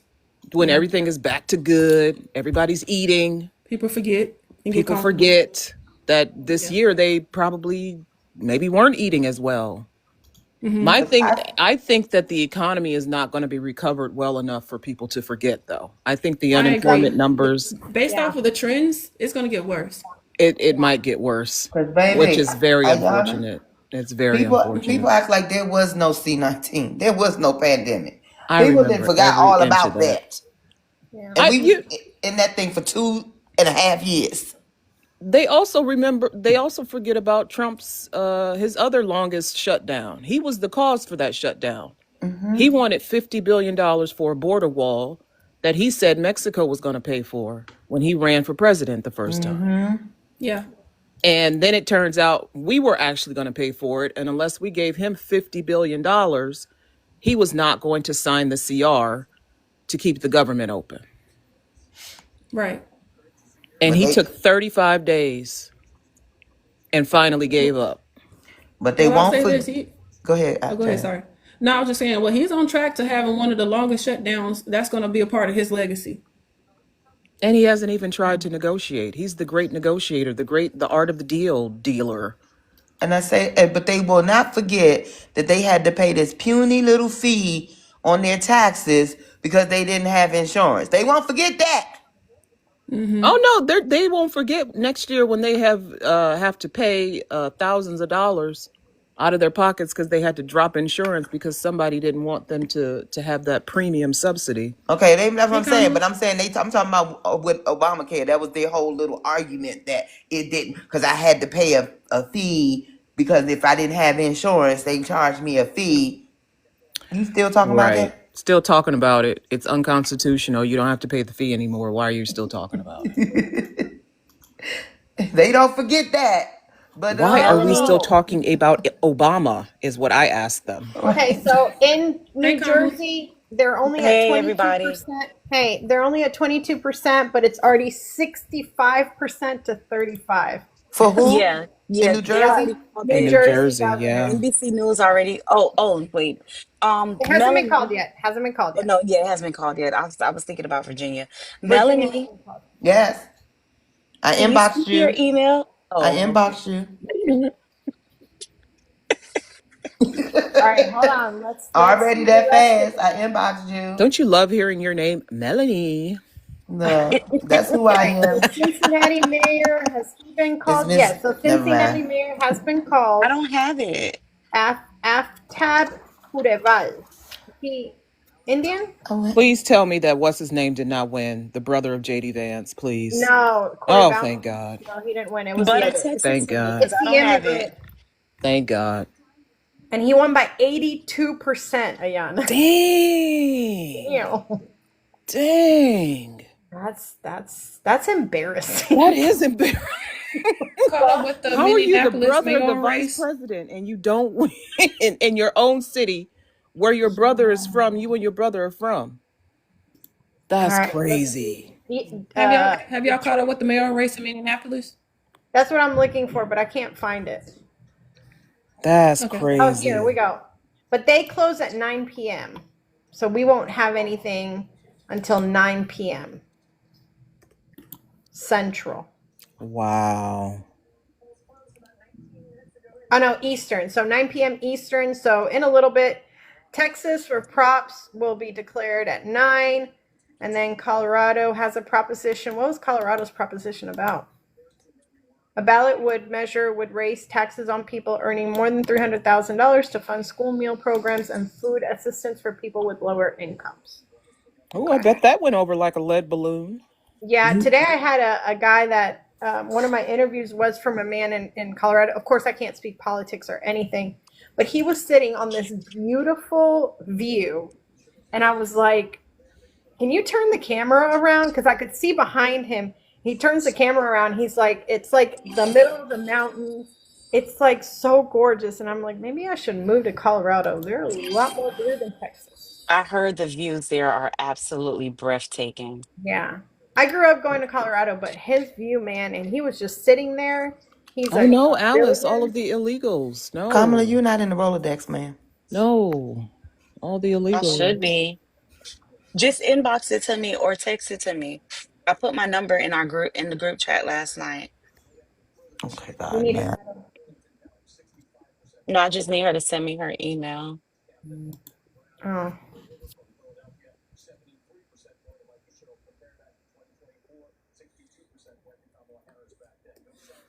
This is what a referendum looks like. This is a referendum Buffalo on Mayor is Trump. also 100%. Sean Ryan, James Gardner, and Michael Gaynor. That's the Buffalo. 100 freaking percent. So does this kind of make up for last year or no? A little bit. We still got a lot more work to do though. Yeah. Yes, we do. We do. What time do the polls close? Thick at 7? Or at 8? Or at 9? Our polls used to close at 9 p.m. I do remember when I voted for Obama, I went really, really, really late. I think ours have always closed at 7. Actually, it's 7:30. They have always closed at 7:30. But we get all those early voting opportunities, so I guess they figure people aren't voting the day of as much. Yeah, we get it here too. That's why I voted last week. And we have, like, you can't vote on state issues, but you can vote on like local city stuff. There are some places that you can vote on that on Saturday morning, but it's only like 8 to 12. What? Yeah. Yeah. For things like superintendent, we used to be able to vote on Saturdays. I haven't voted for superintendent. What is the logic behind that? You should be able to vote for everything at one time. Yeah, but it helps people to get there on Saturday. Like it's harder to get a voting place on Saturdays. Hey, I just wanted to say we just won the precinct I live in, Democrat Alicia Johnson. Awesome. Precinct District 2, Atlanta, Georgia, down here. And we also won Precinct District 3, 54% Democrat. We won both. Look at that. That's beautiful. I drug my kids out. I drug my daughters out. I drug everybody out. I was like, hey, they said, hey, it's not 2026. I said, get in the car. So we won that. Thank you. That's beautiful. Congratulations. That's what's up. Yeah. That is really nice. You know, we won the Atlanta mayor thing. Y'all know that, right? Oh, y'all did? Yeah, 86.11%. 86. Yeah, isn't that crazy? I love it. I absolutely love it. We've had a black mayor the last 20 years. Is it 20, maybe 25 years? And one time they tried it. One time they said, oh, y'all thought we went to sleep. Well, y'all get up. I'm going to jump in here and say this, that not only Virginia just made history with their first female governor, but they also made history with their first not first female lieutenant governor. Their second, actually. This is their second female lieutenant governor. First Indian. Yeah, Indian. Yeah. Oh, wow. I'm loving seeing all the immigrants. I'm loving all the immigrants. All right, so I want to see. Okay, so Prop 1 in Texas. Yeah. Isn't she LGBTQ as well? Was Spanberg or Hashimi? Hashimi, I think. I'm not sure. I gotta look into her. I think she is. Thank y'all for the Thank gifts. you, Peaches. Other than that, it's still history making tonight because, the first. There's been a lot of firsts. Now, when it comes to New Jersey's governor that got elected, is she the first female governor to be elected in New Jersey as well? What's her last name? I'm gonna look it up for New Jersey. Yeah, that's okay. Springer. So Mickey Sherrill. Cheryl, yeah. Yeah, according to Aaron Parnas, Mickey Sherrill has been declared one. Good. Yes. Now, when it comes to California Prop 50, what, New Jersey? New Jersey's going. Yeah, for California, we're gonna have to stay up until 11 o'clock. It's gonna be past midnight. We get the results of California because they have a lot of mail-in ballots too.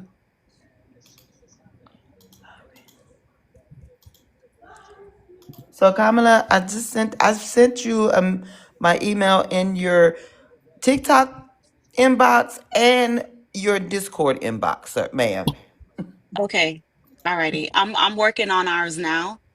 Do you want me to add in the policy priorities and platform focuses for Mr. Glover or no? No? Okay, that's because I'm looking at it and it's like, oh, this is a little bit too long. Yeah, no. Well, typically I add in a piece of the bio, but we could discuss that somewhere else. Yeah, y'all can sort that out, And let me know if you got any questions too. Discuss that somewhere else at another time. Yeah, we can talk about that in the back end. Yeah. Remember, we are on OVC. I know you ain't talking. Pennsylvania apparently had a really important Supreme Court race. If anybody's interested. Who did what in the Supreme Court race? Pennsylvania had an important Supreme Court race. Oh yeah. I'm going to that. Hold on. I'm looking at the propositions in Texas and how our county voted. Hey guys, I just want to say thank you for letting me join you guys, and I never heard of you guys before, so I thank you for being here. Yes, thank you for coming up and sharing in our excitement. Yes, we have another town hall coming up in about 30 minutes, so I want you to stick around for that as well. Okay, I'll be back. Thank you so much. You're doing a great job. Thank you. Bye bye. Okay, so Prop 10 is a yes. Cool. Prop. Melanie, your governor is on TV Oh, what are you talking about? The with his redistricting. old cute self. Oh, okay. I think it I says just something wanted about to talk about he announced the redistricting. the Pennsylvania Supreme Court. So basically, they just voted to keep the 3 Democrats that are in their Supreme Court seat for another 10 years, and they voted yes for all 3. Yes, that is Oh, wonderful. good. That's wonderful. Yeah, I put it in chat, but I don't think nobody saw it. So Unlike Ohio. So, I have a question. Are we seeing a lot of blue? Are we all going to wear blue tomorrow? I think we should all wear blue tomorrow. Sound like a plan to me. I'm wearing blue today, but I think we should all wear blue tomorrow. I'm wearing blue jeans. Okay, that'll work. Can we get a blue hijab, please? Thank you. Yes, I'll wear a blue hijab tomorrow. All right. I just gotta wait for New York. I'm nervous about New York because What time is the polls closing at New York? 9? Yes. Is it 9 or 8? Okay. It was 9. I looked earlier and it was still 9. Oh Lord. I'm worried because people thought, people when they think a certain candidate has it in the bag, they don't go vote. They don't bother to show up. That's so true. I'm hoping people saw the poll results and they were still like, you know what, I'm still going to vote. What I have been seeing is a lot of enthusiasm this time around since the last mayor election. So yeah, and this isn't a big one. You know what I mean? This isn't I've seen a lot more excitement, like you said, because this isn't a big one. This is not majority of the country. It's only certain states, certain parts. Like, it's not a huge election, but I'm impressed. For the mayoral race, it is in New York. I've been seeing the vibes and the temperature out there. People are excited around the country. They actually got somebody excited to vote for, which is very rare for a local election. That's why I say, like, I think you know how it is. Whenever there's a high voter turnout, it's always in the favor of the Democrats. So I think they're okay. Yeah, New York had record, like you put in the thing, they had record turnout. Even before they finished voting, like a couple of hours ago, they already had I think it was like 1.5 versus 1.4. Right. Early voting turnout numbers. Yeah. So record breaking. Just a mayoral race. Like, usually you'll see a high turnout in a mayoral race that's attached to like for like the House and the Senate, but this is an off year for local elections to be exciting. Well, somebody said 1.7 million. Right. That's record breaking. Because usually when you have a mayoral race like that with a high enthusiasm, it's attached to somebody running for Congress or at least a presidential race. So for this to be an off year tells me that people are actually excited to vote for somebody. They're looking forward to it. They're not voting against somebody. They're actually voting for somebody. Yeah, our mayoral races around here don't get a lot of traction. They could drop me down, please. What were you going to say? Drop me. I don't have anything else. That was it. Yeah. Oh, I'm sorry. Oh, you're good. You're good. It's because Blessings speaks so softly. We keep telling Blessings you need a. Sorry, Blessings. My apologies, Blessings. You're fine. My blessings. Oh, my blessings. Drop me. Dear. I don't have anything else. That's all. My dear blessing. I was watching a TikTok video earlier about these parents 2 Muslim parents were voting, and they were voting for Mandami, and the older woman was crying, and the dad was like making fun of her because she was crying, and the daughter was asking her, "Why are you crying?" And she's like, "It feels really good to have someone that represents me, that looks like me, that believes like me, that eats like me, to be in our government." I was like, I know, like, imagine Latinos. We don't really have many true Latinos that actually represent us. We don't have that many. Same as Black people. Black people don't have as much representation as they should. Wait a minute. You guys had, what's his name, who was the governor of New Mexico? Oh, but he was Bill Richardson? Yeah. Bill Richardson? But So I get what you're Alice, saying. I get what you're saying. Yeah. yeah, and Alice, We when I have, It makes seen, a difference for New York City because of they are a course. city of so Yeah. many different immigrant Yeah. groups. yeah. To finally have an immigrant as their mayor is a Yeah. big deal. Yeah. So I was gonna say that I had, when I seen that video, I had a thought like, I don't understand how some people can look at other people and not like. When I saw her crying, I Yeah. said, I know how that feels, Yeah. because that's how we was when Barack got Yeah. elected. Yes. Like Yep. us black folks was like bawling. Yeah. But it wasn't even just Barack. When we seen the first black governor, when we seen the first black anything, it was like, yes, like we're finally getting somewhere in this country. Yeah. And so I understood that. It was like, okay, now I kind of finally feel like I'm part of this country. Right. And for someone to look at that and still just like not sharing that, and like, oh, you know, instead of looking at it as they're taking away from whatever we have, Yeah. that's sad to me. Yeah. So, Buttermilk, did you hear the announcement that Westmore just made tonight about he's convening a redistricting commission? Yeah, To somebody did come say that yeah. he's doing that redistricting. So he's creating a redistricting commission, and it's making up of 5 people, which makes up Senator Angela Also Brooks as being the chair, former Maryland Attorney General Brian Frost, a mayor named Ray Morris, who's nonpartisan. So it's made up of like some Democrats, a nonpartisan person. Oh, mainly it's all Democrats and one nonpartisan. May Yeah. Ray from New Orleans, Nagin. Not But Nagin. New Orleans is Hispanic. She's a Latina woman. No. I said the former mayor Ray Nagin. Oh. Was that the name, Jazz? Or Ray Moore. Okay. Oh, don't scare me like that. Guys, Cumberland, Maryland. Cumberland, Maryland mayor. District He's a former 18, mayor. Oh gosh. District 18, a Democrat won. I knew that was going to happen. Though. Ray Nagin needs to not be seen ever again in public. Yeah. So he's going to District make up this 18 commission to redraw the map with that commission. Yeah, District 18 was Sylvester in Turner's. Texas? Yeah, Sylvester Turner's district. It's been Democratic for a long time, but with the new gerrymandering that they did, it was a possibility that it could go red. But No, that was that's Isaiah's district. No, that's not Isaiah's district. Isaiah's in District 18 is here where Al Green was there, and then Sylvester Turner, which is a man. Oh, they gerrymandered Al Green out of his district. Oh yeah, and they then he has did. to run in a new They did. district. Yeah. And they're trying to do he that decided with he's Crockett too. not sure. Yeah, he's talking about running for governor. Now, I love Al Green. I think Al Green is an incredible ally. Girl, he's old. Please. But he's old. He's old. angry.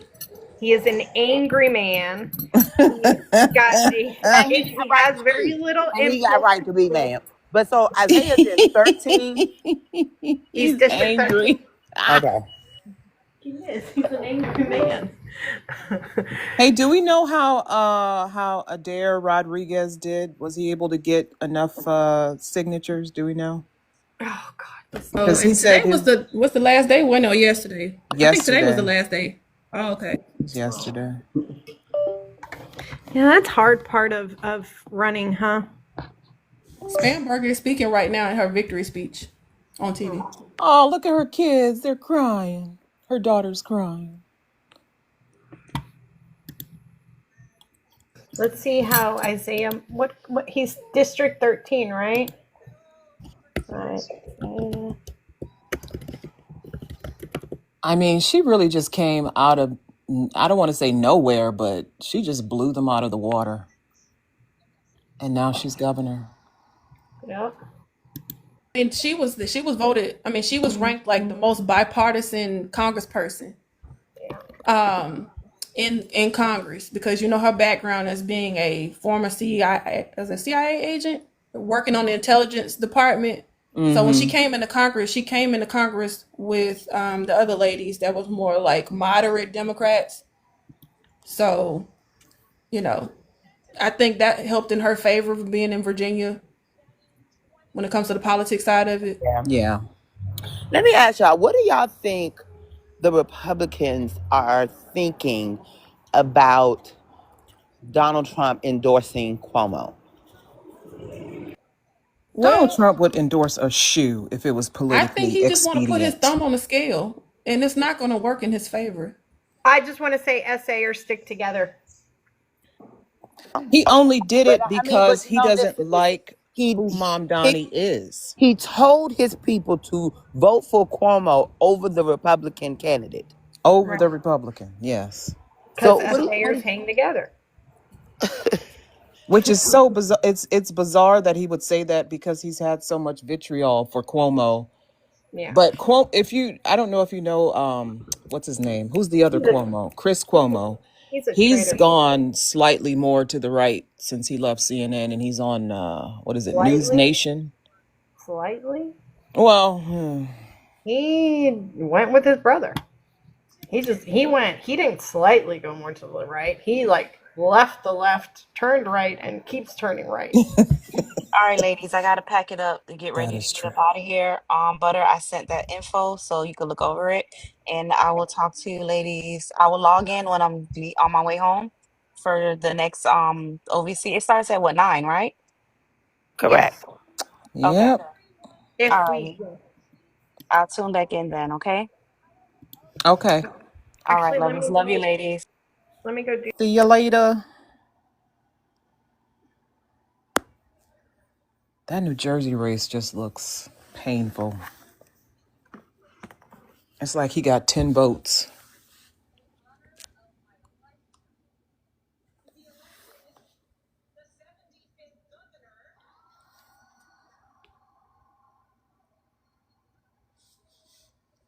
I'm looking up the results right now for that New Jersey race. It's about what 29% of the votes in, and Cheryl has 60% versus the Republican Ciatarelli 39%. Yeah. That's not looking too good. So I think they're gonna call it once, like at least 50% of the votes get in. They're gonna call it for New Jersey officially. He need to be on that phone calling that lady making a concession speech, I agree. congratulating her. And yeah, I seen Spamberger's children. That was so sweet. They were crying. Now they need to pan the camera over to Winsome Sears rally. I want to see that reaction. No, I'm Lord. speaking. I'm speaking. USA. I'm like, is she calling them an essay? USA. That has a whole new meaning now, Ayana.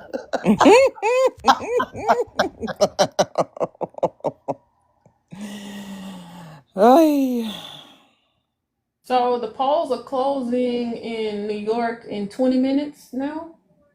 So right now, with Spamberger's results, 64% of the vote is in. Spamberger has 55% versus Sears. Just the gap get wider. I don't even want to say how many. She might as well. I hope she called Spamberger on the phone before she came out there to speak. Winsome Sears did. Right, Q. She just dropped 50. Yeah. So the margin has gotten wider for Spamberger. It has a lot wider. She's got over a million over a million votes. Over a million. It's almost 60% of the vote now. Dang. But remember, Ayana, I talked about that. I said it's going to be a blowout. This is a referendum on Donald Trump and the Republicans. Hands up, hands down. They better be looking at this going, what can we change? And how about they start with following the law and What reopening they the need to have is government? an autopsy. But they're not. They need to let go of some of them red hats. Maybe they need to I get will back say to something, the. but I'm going to hold my peace. I'll wait for Maybe another lie to they say. might want to try getting a little bit back towards the center of the movement as opposed to being the extreme They've moved so far extreme that people don't want that. I don't want any more extremists I don't care what side of the aisle you're on. I don't want extremism in my government. Honestly, I think they're going to Because continue to that double means down. somebody gets left behind. I do believe they're going to use these races, specifically Mandani, to do the red scare tactics on these commercials that are coming up for these races for next year in the midterms. They're going to use Mamdani face, similar to what they did with AOC. They kept using their faces Yes. to say this is the face of socialism and communism. Socialism and communism. Yes. Like, they're not going to socialism put and Nancy Pelosi communism face aren't up there even the because she same just thing. right. They're not going to use Nancy Pelosi anymore because she just announced that she's not running for re-election anymore. Thank God. And to that point, Joykat, what's his name? Joykat Chakrabarti is running in her district. Wait a So minute. What hopefully- you say? Who is that? I think his name is Joykat Chakrabarti. He's running in Nancy Pelosi's district in San Francisco. So hopefully we can get a hold to him soon. But that's a whole other conversation. But with that being said, they can't use her face anymore since she's not running. So they're going to use faces like, once again, AOC. Now they got a new face, Donnie. They're going to use that as a scare tactic for like the middle of America people in rural America to say, is this what you want? They've been coming up with lots of different phrases. One of my favorites is Muslimo-Marxist, Islamo-fascist. Yes. I'm like, ooh, that's different. I didn't know we were Marxists and fascists, honey. Oh, she's got 3 kids. The other girl was standing behind her. Oh, that's so sweet.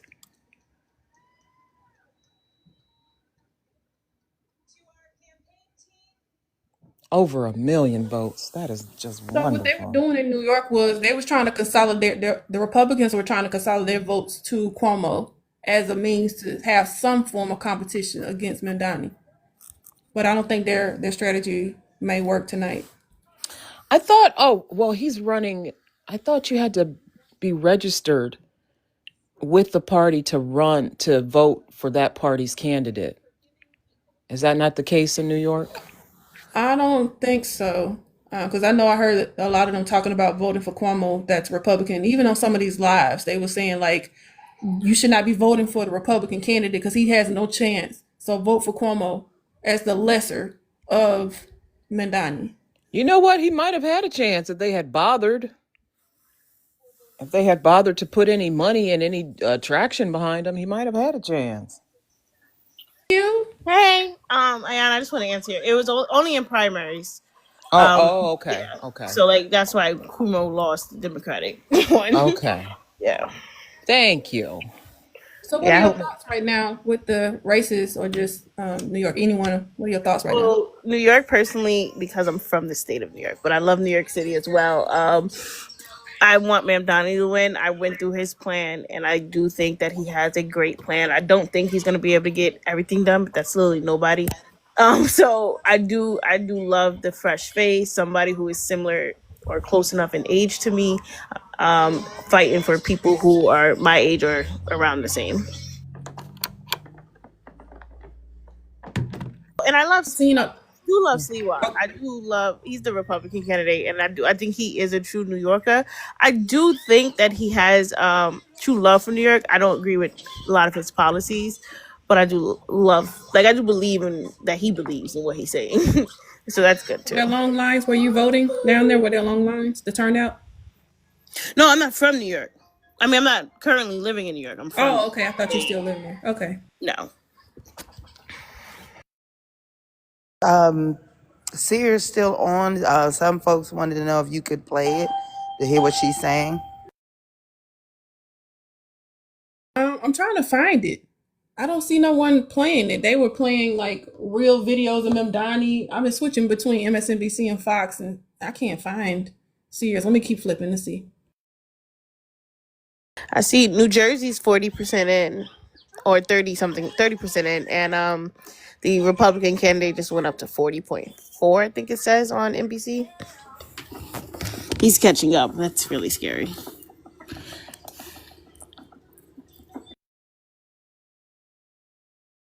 It's not good. We want them to stay real low.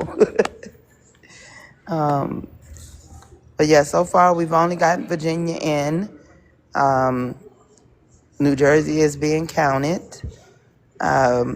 Check your local places if your polls have already closed to see what's happening in your local elections.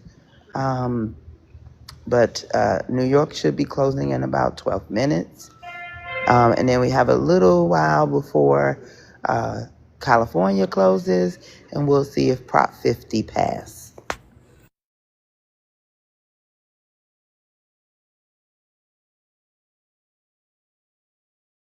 Our vote counts. We did hear that he said he will be cutting funds if Mandani wins, unfortunately. Well, then people should cut paying their taxes. I have some ideas of what New York City should do if Trump retaliates. A little bit controversial, so maybe I'll share them on the Discord. But that would be really unfortunate because New York is still a hub, and they pay a lot of tax revenue coming from New York and coming from California that supports the federal government and supports other states in the union. So I always say if California and New York delineated, this country will crumble. it would. It absolutely would. So maybe we don't want to play games with them. You know? Well, I heard some talks about California doing a soft divorce. Yeah. A conscious uncoupling.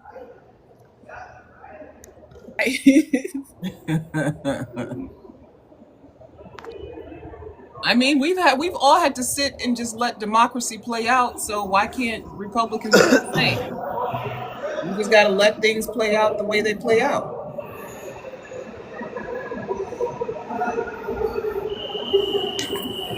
Everybody's always shouting how we won the election, we won the presidency, we won the da. Okay, well, I mean, we're winning governorships, we're winning mayor seats, we're winning, Supreme Court races. Democracy is playing out the way it's going to play out.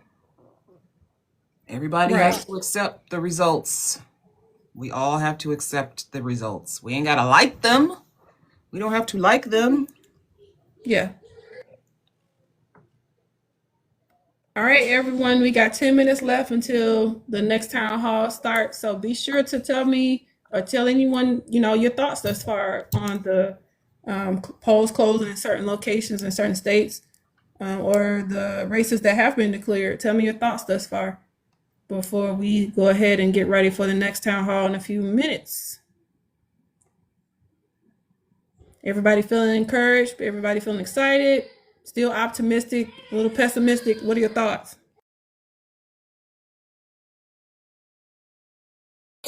I'm optimistic for New York specifically. Pessimistic for New Jersey right now, looking at these numbers, but there's still time. And then I'm definitely happy about Virginia though. Oh, have we heard from Jaden Williams? Do we know how it's going for him?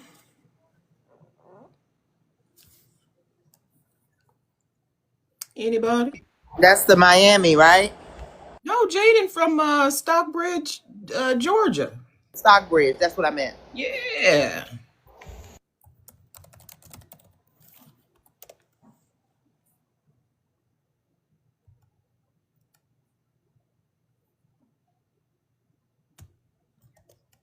I haven't heard anything yet. Okay. Texas has some Proposition 15. I think the polls haven't closed, but they have 71.3% a yes so far.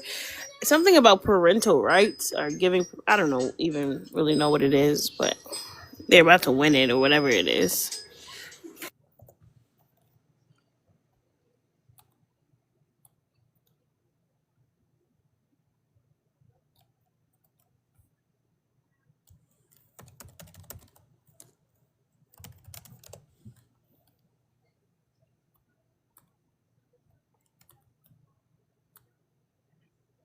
I wonder how we can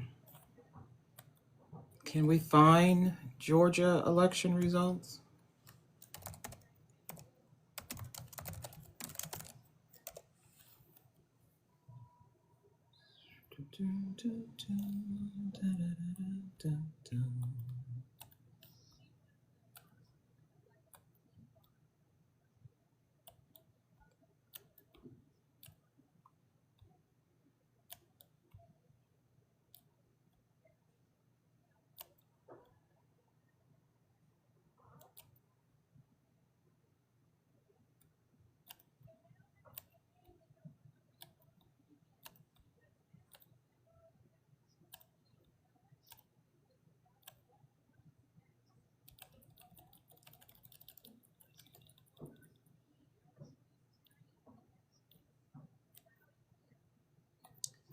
Henry County. Oh.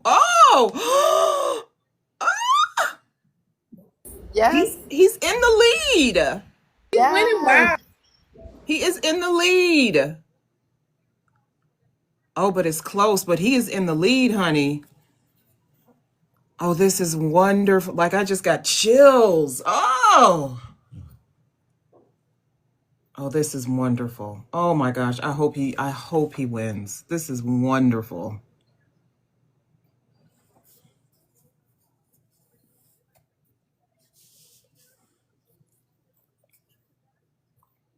Who? Jaden Williams, running for mayor of Stockbridge, Georgia. We had him on our panel. Was it 2 weeks ago?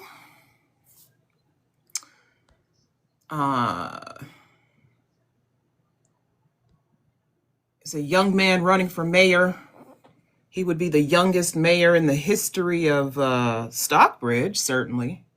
Yes, that's south of Atlanta area. For those who don't know that where it is, it's a little bit past the airport. Yeah. Atlanta area, Stockbridge, Georgia.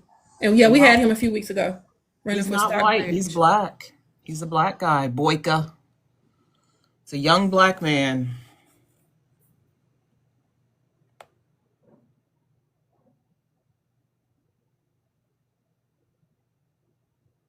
Looking up the results on Fox 5 Atlanta, they haven't reported it. Where you see it in AP, Ayana?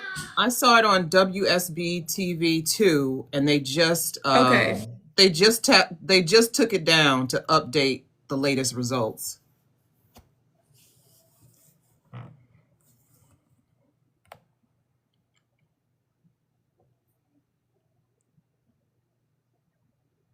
That would be wonderful if he won. That would just be absolutely wonderful.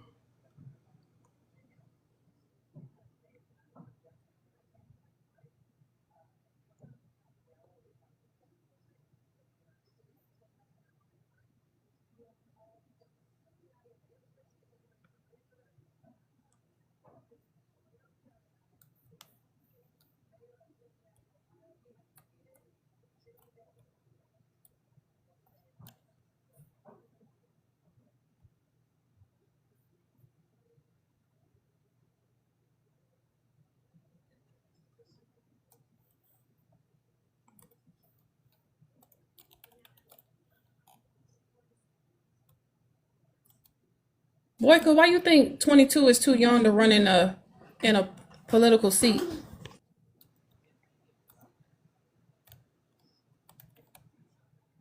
Think of all the things you can do once you turn 18. You should be able to run for a political office then, in my opinion. If you can do the other big things, you can do this.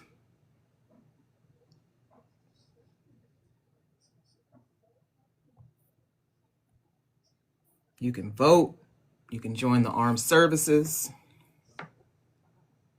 You can gamble.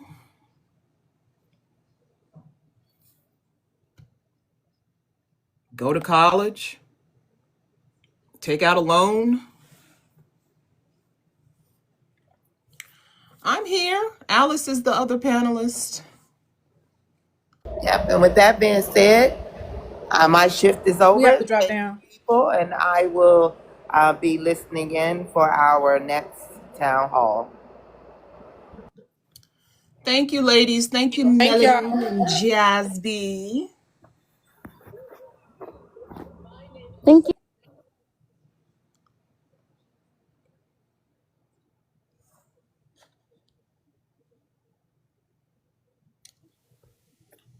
Hello, hello. Sorry. Hey, Alice, sweet Something real quick. Alice. Let me try to figure out my lighting again because we had the same issue last time, but we'll work on my lighting.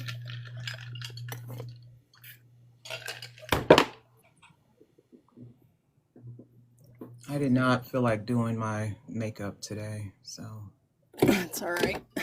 whatever it looks like is what it looks like. I'm trying not to wear makeup. It's too much work. It is, but I like the work. It's so fun. I do too. I love putting on makeup. Dress But out. yeah, there's some days where I'm like, all right. And since It does take a long time. Yeah, my camera at work is so what's the word? It's blurry, so you can't really see what's happening. All right, I gotta find our background. Oh, that's Ardelia, hi. Hey, how you doing? I am doing great. Let me figure this thingamajiggy out so the people can see me. I also did not do my makeup. It was a long day. It's okay. It's been a long day. Long. And it's late. It's late. How are you guys? We're all right. How are you? Processing, but I'm okay. Yeah, we were worried. Blah, blah, blah. We weren't sure if you would want to be bothered. I'm here. But thank you so much for honoring your commitment and for being here when you could be eating some Haagen-Dazs and a bowl of cereal. That's really what I need. Okay. It was. I was just getting my voice back, and I was like, "Oh, it's gone again." Yeah, I saw because I went to the polls at I can't even remember. I think it was like 1:00, and I saw some of your people outside, and I was like, yes. Yes, it was me and all of my children. Oh, that was you? That was me and my babies. Yes. Really? Oh, that is so sweet. Yes, the girls is now. My son is not happy about it. He's the youngest, and he's like 7, and he's like, "What? Why are you dragging us around?" But my girls are like, empowered by the work, and they're like, "We have to be there. Like, we gotta support you, Mom." Yes, I love to hear that. Did you see all of the high school kids working the polls? Yes, I did. My daughter got to see some of her classmates. She's a senior this year, and she just really cheated her points because I'm her mother. She really did not want to get involved. And I was like, "Why aren't you doing more?" She said, "I'm doing enough." You know what's funny? My my daughter's friends always tell her about the comments that I leave on the Facebook page. And her teachers comment to her, your mom is really, she's rough. She's mean. I'm like, yeah, she knows. She knows. Are we though? Well, I mean, my daughter might say so. I don't know. I don't care. Mm-hmm. There we go. I'm fair. I am a fair person. I'm a fair mother. I'm a fair fellow citizen. I agree. I totally agree. Just one of many things we could discuss here tonight. Yes, we are. We're going to get into it. Everyone, welcome in. Thanks, you guys, to the people who have been with us since 7 o'clock, our first town hall. Who stuck with us. I'm Ayana, and with me tonight is the lovely Alice, helping me tonight. Alice, sweet Alice. Tonight we have with us Ardelia Holmes, who ran for a seat on the Shaker Heights, Ohio School Board. We're going to talk all about her race and the results. The results are in. The polls closed at 7:30. I haven't looked. You haven't looked? I have not looked. I thought you looked. Oh. Okie dokie. I mean, It's your race. It's you. Who? Ladies and gentlemen, we are doing this live. Live.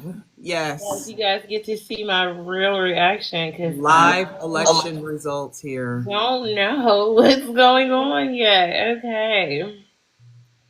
So I'm gonna preface it by saying though, and it might sound like horrible, but with the state of our schools and the state of our country, the state of our city,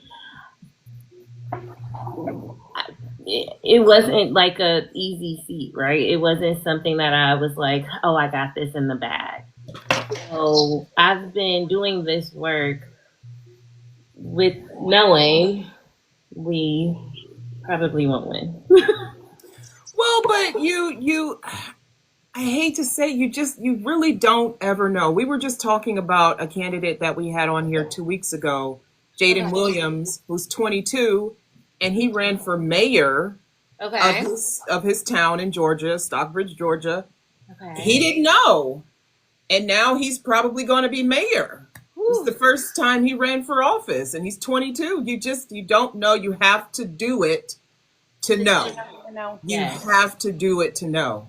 I agree. There's nothing that's given. Every vote is earned. Every vote is earned. That's what we know here at OVC.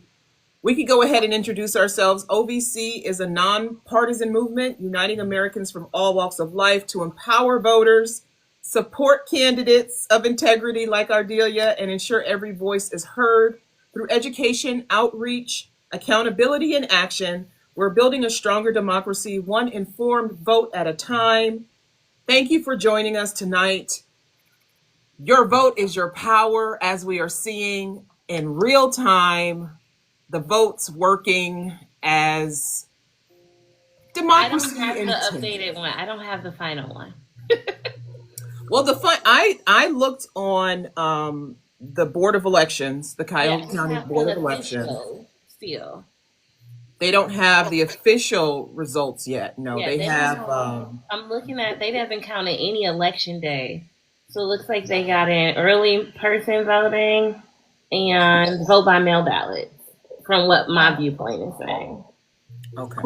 Yes. Okay. So, I mean, it doesn't look the best, but okay. So I mean, you introduced yourself a little bit.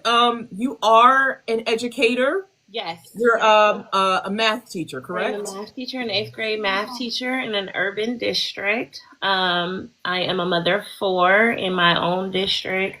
An entrepreneur. I kind of got into the economy as a part of it. And now actually with the work that I've done during my candidacy, I'm actually preparing to sit for my LSAT and see if I could give it a go. Oh my gosh! Wait a minute. Yes. Okay, Yes. as a lawyer, and Alice is finishing up law school. Listen, let me tell you something. Don't let that LSAT fool you out of law school. People will tell you how well you do on the LSAT will determine how well you do in school, and if you pass the bar. No. Okay. No. I'm going at it just off of the same reason I'm going, and I've done this run for the school board is the same reason I'm going to do this, and it is because our community needs this time. It's where my at, and I'm gonna give it my best stuff.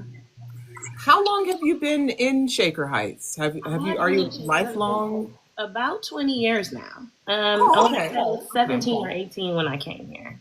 Okay. That's about how long I've been in Shaker Heights, about 20 years. I have, my daughter's a senior, like your daughter is a senior. I have another kid in college. Mine's a senior too. Hey, high five. Upcoming college tuitions. I just did FAFSA and CSS last night, so don't know the pain. We don't have goals like that. We are struggling to get through this year still. Yeah. One day. Wow. So you're seeing everything from the parent perspective, from the educator perspective, from the running for a seat on the school board perspective, but you're also dealing with other issues, and I don't know if you want to talk about that or not. Absolutely. But you're seeing this from so many angles that your depth of knowledge, I mean, you're invaluable in my opinion. It's invaluable. I really think someone like you should be not just on the school board, but maybe even on the city council. Heck, you could be mayor of Shaker Heights. You could be mayor of anything. You could do absolutely anything. For sure. That's how bright and smart and wonderful you are. And I'm not just saying that. I'm not just saying that because you're from Shaker Heights. Not just saying that. But I wanted to let everybody know that if you're in the audience, if you're typing, commenting, and you have questions for Ardelia, you can come up to the panel. You can request up, but you can also leave your questions in the chat, and we can pose them to her and have her answer them. Please don't hesitate to comment and ask questions. I know she's from Shaker Heights, Ohio, but she knows a lot about school funding and education charts and graphs and means and ways and and trends. Things. All the things. She knows a lot about education, public education. So if you have questions, feel free to ask them. Also, gift the panel. Gift lovely Ardelia and Alice and me. And me. No, I'm kidding. But reminder to continue to tap the screen. Tap the screen and share this live with as many people as you possibly can. And we'll go ahead and Ardelia, you told us some more information about yourself. Yes. One of my questions to you, okay, this is just an icebreaker. An icebreaker. If Shaker Heights was a music playlist, what 3 songs would be on the playlist and why?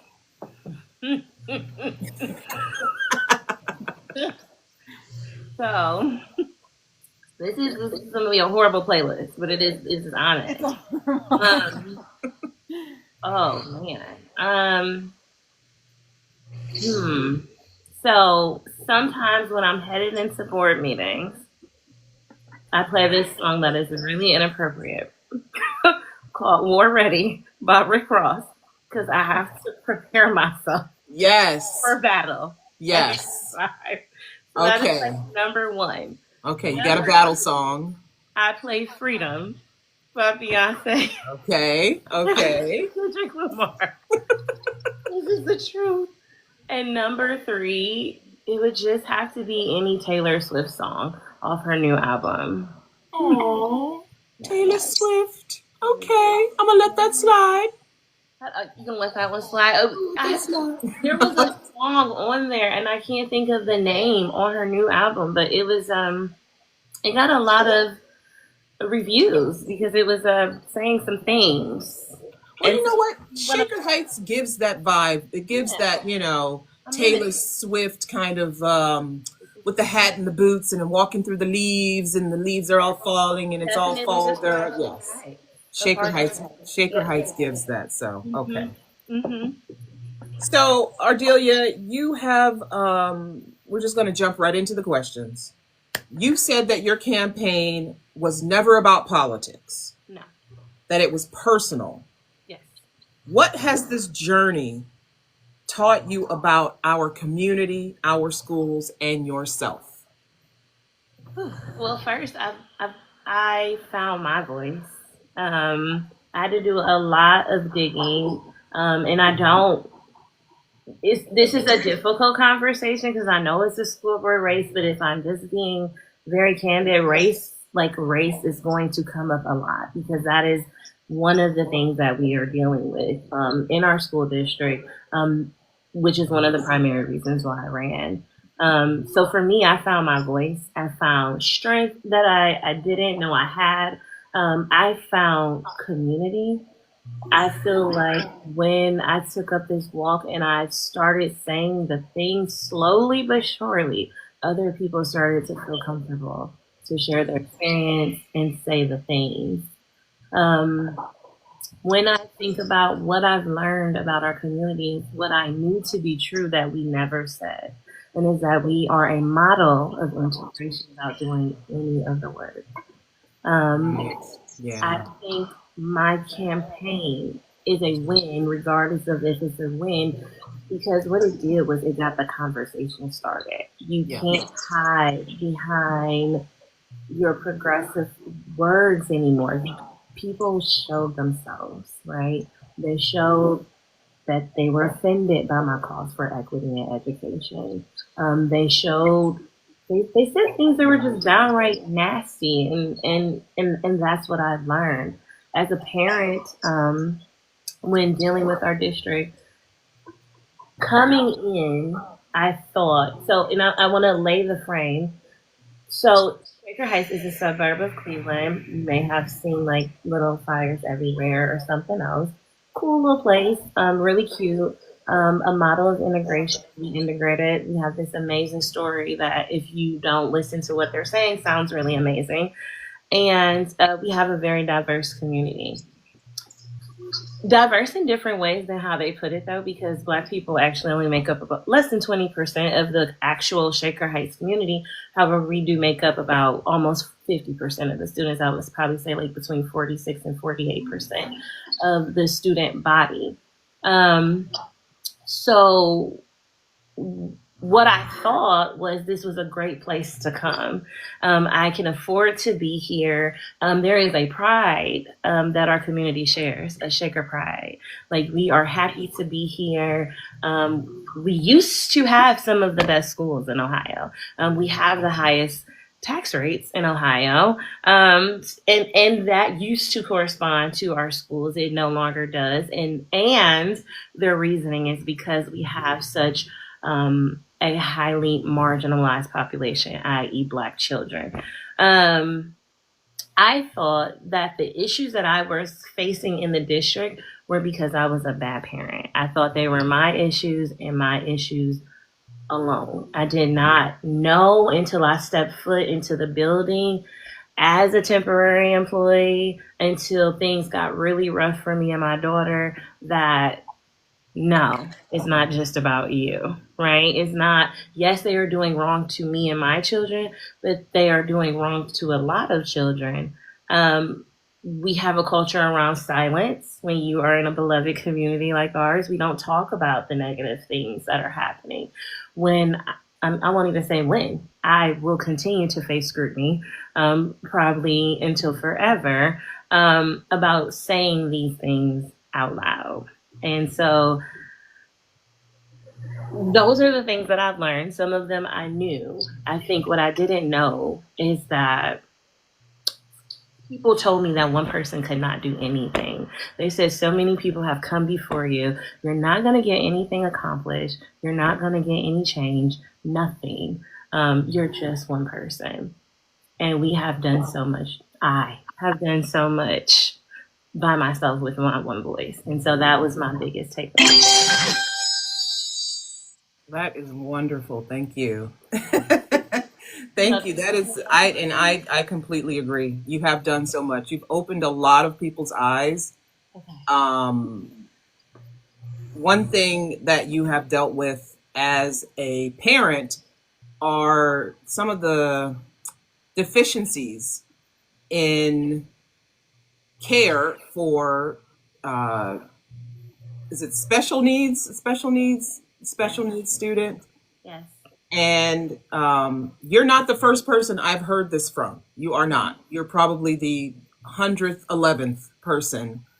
And when I think about the amount of money that we spend per student, it's an astronomical amount compared to when you need certain services, what's available, the options that are available to you are, that much. And then when you ask people, where's the money going? Why isn't this available? Why are my children being treated this way? Why?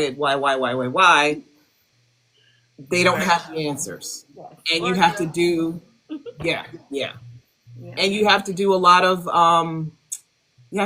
searching, a lot of digging, a lot of asking, and people don't like people don't like to have to reveal the ugly side of these things, especially like you said, you live in a beloved community. People don't like to have to reveal these things about their beloved community. And you have forced people to look at this community in perhaps a way they hadn't before. Mm-hmm. And I've heard this from a lot of people, even my own neighbor. I told you this. He says that when the tax levies come around, he just votes for them. He doesn't really think about where the money is going, how it's being spent. He just figures they're doing the right thing with it. Well, if you're a taxpayer, you need to ask these questions. You need to ask. I mean, you just do. Absolutely. You know, especially if you're like him, he's near retirement. You know, he's going to be living on a fixed income. Well, maybe you're not going to have the income in 10 years when they come to us again and ask for more money, you know. But I could go on and on and on. But but like I said, your platform, what moments from the campaign, now that it's all said and done, what moments from the campaign stick with you the most? Honestly, I will say the support that I received today, this last day, we'll get to that, it was crazy. But that outpouring of community around me, like, I don't know how many tears I shed today because I just did not know how I was going to make it through. That was the biggest part for me. I want to say the second biggest part for me was just the fact of all the meetings. Okay, I was tired. I'm not gonna lie, I was tired, but all of the people willing to trust me with their stories, with their truths, willing to trust that I would handle them with care and do the right thing and stand up and represent them. I got into some battles that the levy battle was not my battle, but people trusted me to carry that for them. There was no one to say, hey, here's the other side of it. Everyone's going for it. And I'm like, I can't just leave my people hanging. They are telling me that they cannot afford it. They are telling me they do not trust it. They're telling me their children aren't being served. So I'm already on the chopping block. Let me just go ahead and add it there. So the biggest takeaways were, no matter what the results were or are, the love and support, and then also the trust. Okay, thank you.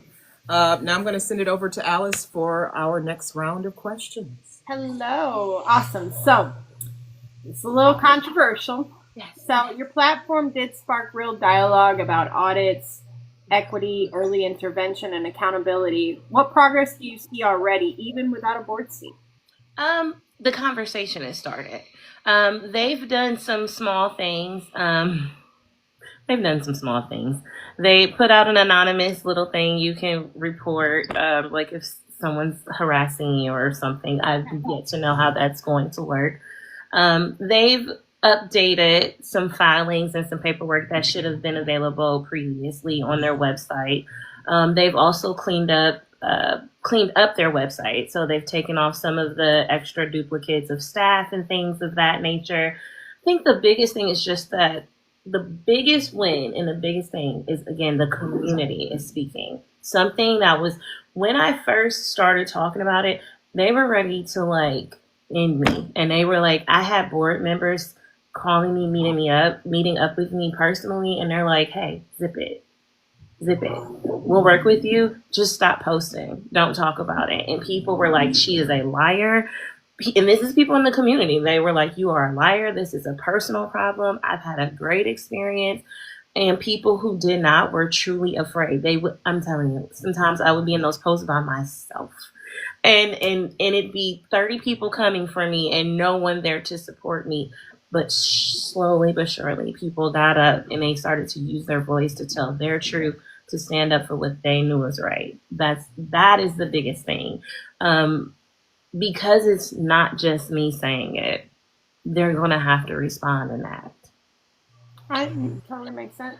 So, of course, I'm not from Ohio. Ayana is from your area. I am all the way in Texas. But as a community, what do you recommend? How can you keep pushing those reforms that you have championed, like the KPI dashboard, the IEP oversight, the redirecting of funds to classrooms. What can your community do to continue to champion and get those things done? The demand is still there. A part of me was like, don't let me get the seat because the work isn't done. And I don't want anybody to be able to stop what we are able to do. So that is the part of me that's super cool with it, because I'm like, then we really can get to work.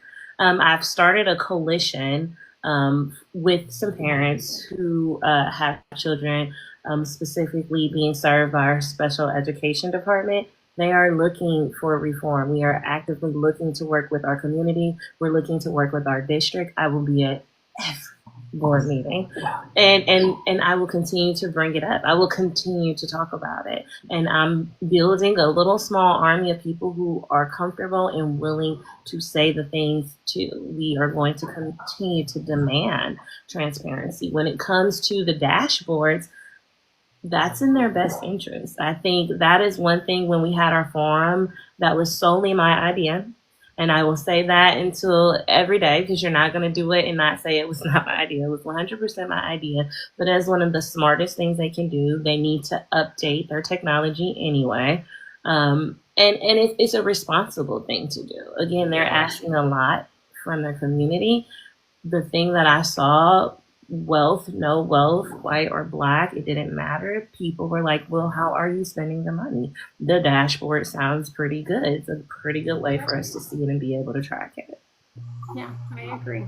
So we're going to open the floor up for a moment. If anyone has any questions, if you've ever struggled to get answers about school spending, student outcomes, we want to hear. It doesn't have to necessarily be in Shaker Heights. We do have maybe you get answers for things that are locally to your community. So we're going to give everybody a moment. If you have any questions, please make sure to put them in the chat. And if you are brave enough, we don't bite. I think we have one question from Melanie earlier at the beginning, and she wanted to know, what's one thing you think Shaker Heights schools need the most? The most. Most. I think they need care the most. And I know that's so generic, but the ask around equity in education, it starts with care. They have to care to want to do the right thing. That is the number one thing. They have to see all students as important. They have to see all dollars as important. They have to care. And then I think everything else will fall in line. Okay. Alrighty, so Ayana, do you want to do the rapid fire, or did you want me to go ahead and do it? I've talked quite a bit, Alice. If you would like to do it, I don't mind doing it. Okay, so this is a quick rapid fire. You don't have to give long answers. Just quick. Keep it on your toes. Okay. What's one thing you'll do differently next time? Because I hope that there's a next time, right? Or do you not think of a next time yet? I am not sure what's next, but I don't think that I would do anything differently. Okay. That's actually a good question. A good response, I mean. So what's one thing you'll never stop fighting for? I will never stop fighting for our children. Never. What's one message you have for your students tonight? The one message I have for them, and I tell them this, is literally there are no limits. The limits only exist in your mind. There are no limits. So you're going to tell them that tomorrow, right? I am not going to work tomorrow. Oh, okay. After the day I had today, someone else needs to get up there and teach math. I was not expecting that response, but I agree. Did you take the rest of the week off or just tomorrow? I did, but I'm brand new, so I only have one personal day, and I definitely can't do it. I love that. Yes, I do too. What's one way that this community can support you now? Continue to speak up. Continue to use your voice to tell the truth. And honestly, whatever you feel is support. Sometimes, people reach out to me and they're like, hey, I just want to support you, but I don't want everybody to know. Thank you for the love, because I need it. Yes. All right, last one. What's one word that describes your next chapter? Oh, it is mega. We are out here about to fight. We're about MEGA, right? Not MAG. ME, mega. M-E. I should have Want to used clear a it up for whole the chat, different y'all. word. She said MEGA. Large. Humongous, very big. That's awesome. Alrighty, so I am gonna send it back to Ayana. Ayana, next one. That is awesome. I love your responses, and I believe it. I believe that you're going to make it large. Like your personality is, it's not small. I will say that it's not small. I mean, you do, from your entrepreneurship to your educating kids to your run for school board, you're very determined. You don't let anything stop you. You don't let anything get in your way. And I've seen you have to fight for your life in those comments on Facebook, like fight. When the news broke about the lawsuit, Yes. people were not nice. They were not nice at all. Do you want to talk about that, or you just want to skip Let's it? get into it. Oh, okay. All right. Sipping. All right. She's like, let me sip Not water, not the same thing. Let's go. We don't blame you if that's not water. It's only because I have a thyroid. It would not have been. Okay.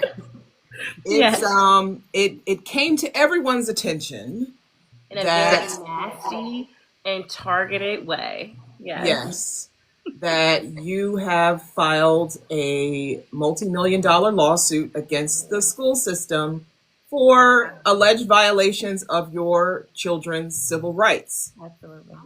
And I read the complaint, and I get it. I understand. However it plays out is how it plays out. But I don't think I could ever tolerate not standing up for my children. Absolutely not. And people who have told you, why would you do this? You're just going to cost them more money.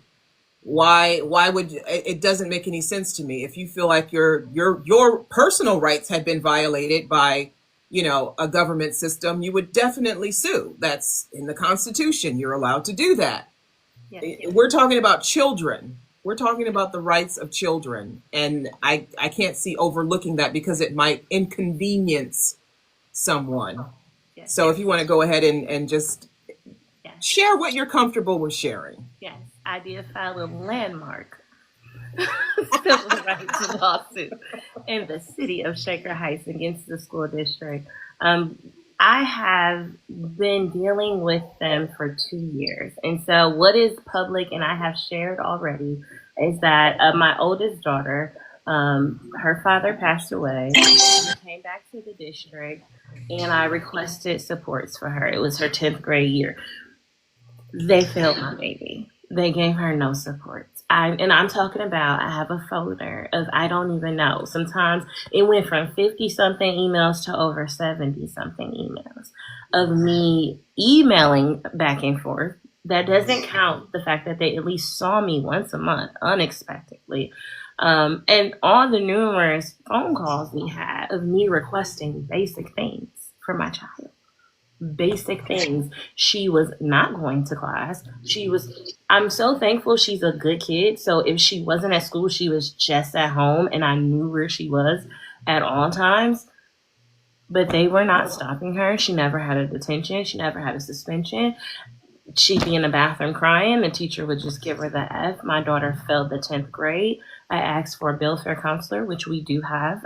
We have a working relationship. Our district does. With Belfair, so that should have been a given. That should have been a first step. I asked for her to be placed in a personalized learning center.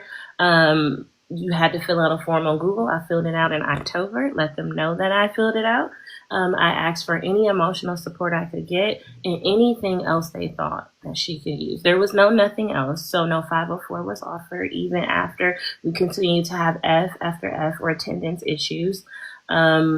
Nothing was given. She started Belfair at the end of that school year. It was around May. She also got into the personalized learning center because I was working in another building and saw the principal there. That was also in May.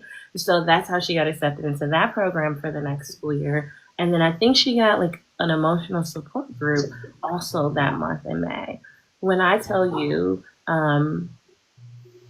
exhausted wasn't the word, because while I was dealing with that, I was also dealing with issues that had stemmed over October 1st, which is named in the lawsuit, it was alleged that a person, a staff member who I had previously complained about, retaliating, harassing, and doing derogatory things towards me and my child, allegedly called my child a very derogatory and racist term in the lunchroom. Other people heard it. I'm sure they're not going to, I don't know what they're going to do. Let me not say that. I kept that to myself because it was October 1st. It was in the middle of this. We're getting to the end. And so I was like, if I say something, the community's not going to accept it. They're going to think I'm trying to politicize a real serious issue that's already been written to the superintendent about. This has already been discussed. She was supposed to be on a no contact order with any of my children. That's how severe the behaviors were. The response initially was like, yeah, we got to find a way to separate them. Oh, absolutely not. I need a litigation hold. So I was the one to put it in motion. But I didn't think it was the right time. And I did not know what to do. I remember getting the phone call and laughing because I was like, I'm cracking up because I'm so nervous. And I'm just like, this isn't happening. And I asked my daughter to repeat it to me. And I said, are you sure that that's what she said? And she said, I'm sure. And she repeated it, and she would repeat the story the same way today. Another lunch lady called me from another school and was like, girl, why didn't you tell me? I heard what she said. So-and-so told me they heard it. And I'm like, okay, well, they're not really picking up their feet on this. And so I fired back and requested a litigation hold with my knowledge that the funny thing is about it in our community, they still don't seem to think. And I don't understand why at this point they still continue to underestimate me, that I'm intelligible enough to put together any sentence, any semblance of the sentence.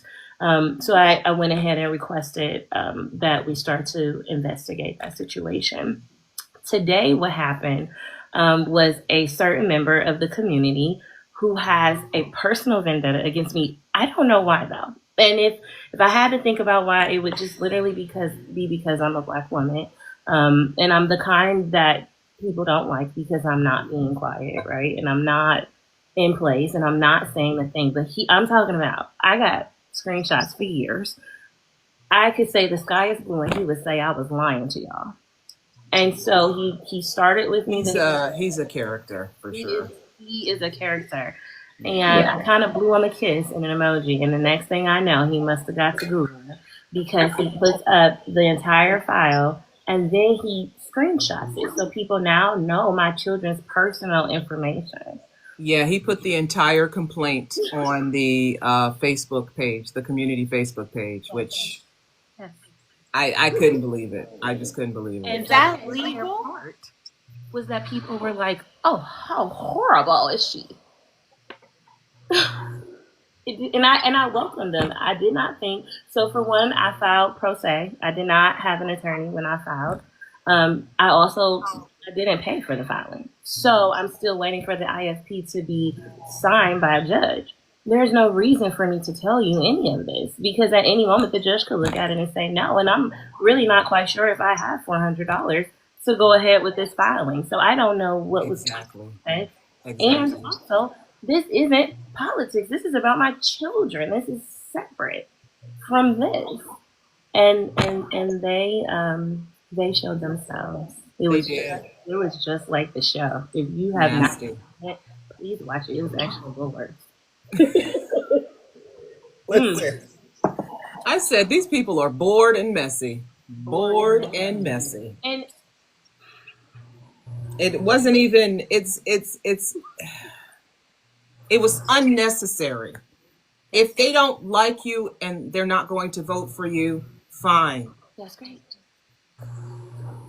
Why all of this extra? They have to malign you. They have to, slander you. They have to be nasty toward. It's not necessary. Yeah, but this is what politics does, especially in a small, I would call this a small town, even though, it's next to Cleveland. That's what it does here. And if you don't fall in line with the group, if you don't fall in line with what everyone feels or thinks or what everyone supports, you're targeted. Every time you say something, every time you open your mouth, somebody's going to retort back, something, something snooty, something nasty. And I told you guys at the top of the hour, my daughter's teachers tell her, well, your mom has nasty things to say about people on Facebook. And I said, I mean, she knows. She's my daughter, she knows. But making a child feel like they have to defend their parent is it's targeted, it's ridiculous. One thing has nothing to do with the other. People should feel free to express how they feel about the school system. Yeah. There are holes, there are problems, there are leaks, there are things that go wrong. And it's okay to acknowledge that. It doesn't mean you don't support your community. It doesn't mean you don't want to see your schools do well. It just means you acknowledge, you recognize that there are things that are wrong and you want to stop them before it gets any worse, any farther along. Absolutely. And there have been articles written about the diversity in Shaker Heights, how it's been, like you said, it's equity without the work or diversity without the results. Yeah. And nobody wants to talk about it. But that's spilled over into the school system. And it has affected the peer relationships, the offerings and the educational opportunities at the schools, how well children do on the standardized tests. I mean, somebody's got to do something. Somebody has to do something. And it's happening everywhere. Yes. It's happening everywhere. And it's like, we just got to step in. Like, it just takes people to stop saying because it's happening everywhere, it's okay. It's not okay. It's not okay. It's not. I know we're sitting here going back and forth. Do people have any? I think somebody wanted to ask you, in all of this, with the loss that your daughter experienced, did you yourself take time to grieve at all, or did you just kind of have to jump back into parent mode and working mom mode? And so I did not work. That was the good thing. So we were like, we really fell into that marginalized bucket that they talk about, which I think is also another factor into why they cannot stand me. Because, like, how dare you? I laugh because I drive this 2012 car and it's like really beat up. And then the other day I got a flat tire, so now I got a donut on it. And it's like, they hate to see me coming because how dare you in that car try to tell us anything. Right. In Shaker Heights, how dare you have a beat up car in Shaker Heights around all of these mansions? Yes. Don't you know where you are? You should have, the latest of everything. And how dare you just be your regular, everyday working self. Ain't it crazy? And so I literally, my first priority was my daughter. We had just closed our cafe that we had open. It was actually open for her during the pandemic, to teach her like entrepreneurship. And we opened it up to other children so that I could teach them about financial literacy and entrepreneurship. We had just closed that. We kind of like ran away a little bit to like clear our heads, get some free space. And that happened. And we laugh about it all the time because she hates that Rebecca Shaker Heights. But I remember I gave her the option and I'm like, what are we doing? She's like, I want to go home. I want to be with my friends. So my first priority was getting my baby back to like something familiar. And so we came running back home like immediately. I was like on this vacation and I was like thinking about how I could make it a permanent vacation. And she's like, no, we got to go home. And so we came back.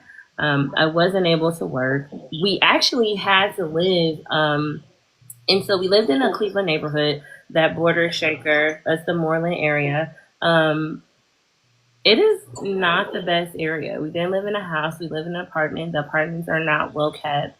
In that raggedy car, just from it being a casualty, it was in the parking lot minding its business when someone was shooting in the parking lot. So it also has 2 bullet holes in them, but I did cover it up with tape. I've never been into anything, so it wasn't me. But it happened, and it was just like the worst living experience that we were going through. But I literally got her here, got her in school, took the first thing we could find. And my thought process was, get this girl in school, get her with her friends, get her some sense of like just closeness and familiarity. And also, I think my son was starting kindergarten that year. Just getting everybody back into the groove of things. No, I did not. I had to go to my son's school. So I went to my kid's elementary school. I took a temporary assignment, and that's how I met the lady who is named in the lawsuit. I was actually working under her. My son's behavior had changed so much. Now my other 3 children are with myself and my ex-husband, and his behavior just was so horrible. And I was like, what is going on?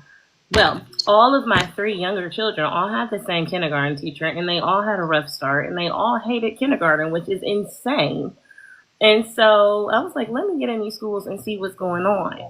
And that's where this all started. So it immediately went into like a fight, because I'm like, what are you doing? I'm asking questions. Why are you doing this? This doesn't seem right. Ended up leaving there, going to another school. It was even more crazy. And I was like, okay, something is going on. And then I'm fighting for my daughter. She fails that 10th grade year. So then we come in the next year, which is last school year.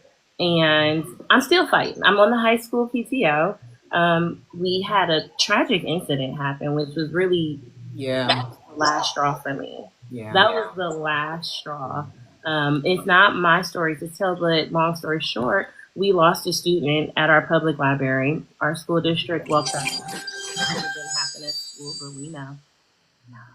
If you're in Shaker, you know that pretty much practically should be school, because it's the only place they have to go. It's the only place they have to go after school. If they don't go to work or sports, they go to the library. Go to the library. Yeah. And around that time, we were dealing with, I had made it up in my heart that I wasn't going to be a crazy parent that year. But I had to fight for them, because they had the kids outside patting down backpacks, and they were outside for like 4 hours one day. And I'm on the PTO, and I'm me on the PTO by myself with, like, I don't know, what would Beyonce call it? Becky's with the good hair? I don't know. But it was just me. I just want y'all to know that it was just me like this, and they were totally different, okay? And so I'm on the PTO. It's uncomfortable, but I'm like, I'm here to do the work. And I'm just telling you the truth. I'm here to do the work. And I'm like asking questions, and it's like I'm always the one that's offended, though. Like, no one else is like as offended. And even if they are, they do a really good job of just groupthink. And so they'll be like, you're right. You're right. Yeah, that's unfortunate. That's the thing. Yes. And I'm like, hey, I'm asking the superintendent, what are we doing? Why did this happen? And there were never answers given. And so then we get to the April 1st thing. My daughter around that same time got an F in one of her classes. And the reason that she got an F was because she did not annotate a Black history book called Stamped with enough personal conviction and emotion. That's exactly what it said. I love that book, by the way. Yes, we have it still to this day. And I looked and I said, you have got to be kidding me. You have, I don't know what I gave them, a matter of days. I think it ended up being something like 2 weeks. You better change my daughter's grade, because she did not earn an F. There were modules with it, and she got A's on every module. So give her a C. But how dare you give her an F? And so that turned it up for me. And then we had that incident, and it was like, I can no longer let you guys slide. You are out of control. And so I wrote a series of emails that got me with the head of DEI, who also just filed his own lawsuit. So I don't know why I am the problem. No one's coming for him. He asked them for $786,000 for severance. Wow. Right. But I'm on trial here. So I met with him, and I was like, what are you going to do? And the district was not prepared. He was one of the first persons to tell me, you guys don't mobilize, talking about Black people. You don't mobilize. You don't get together. You're not going to get the change you were looking for. And we pretty much had a very professional argument for a meeting, but it was cool. And I was like, I'm leaving here, and you're going to know where I stand, and I know where you stand. And so that was that. And then it's all a spiral, because it kept going. I did that. And then the next thing was the district started reaching out to me to work with me. And so I got a meeting with the superintendent. How special must I be? And he was like, we're going to have these monthly meetings to check on your child's progress.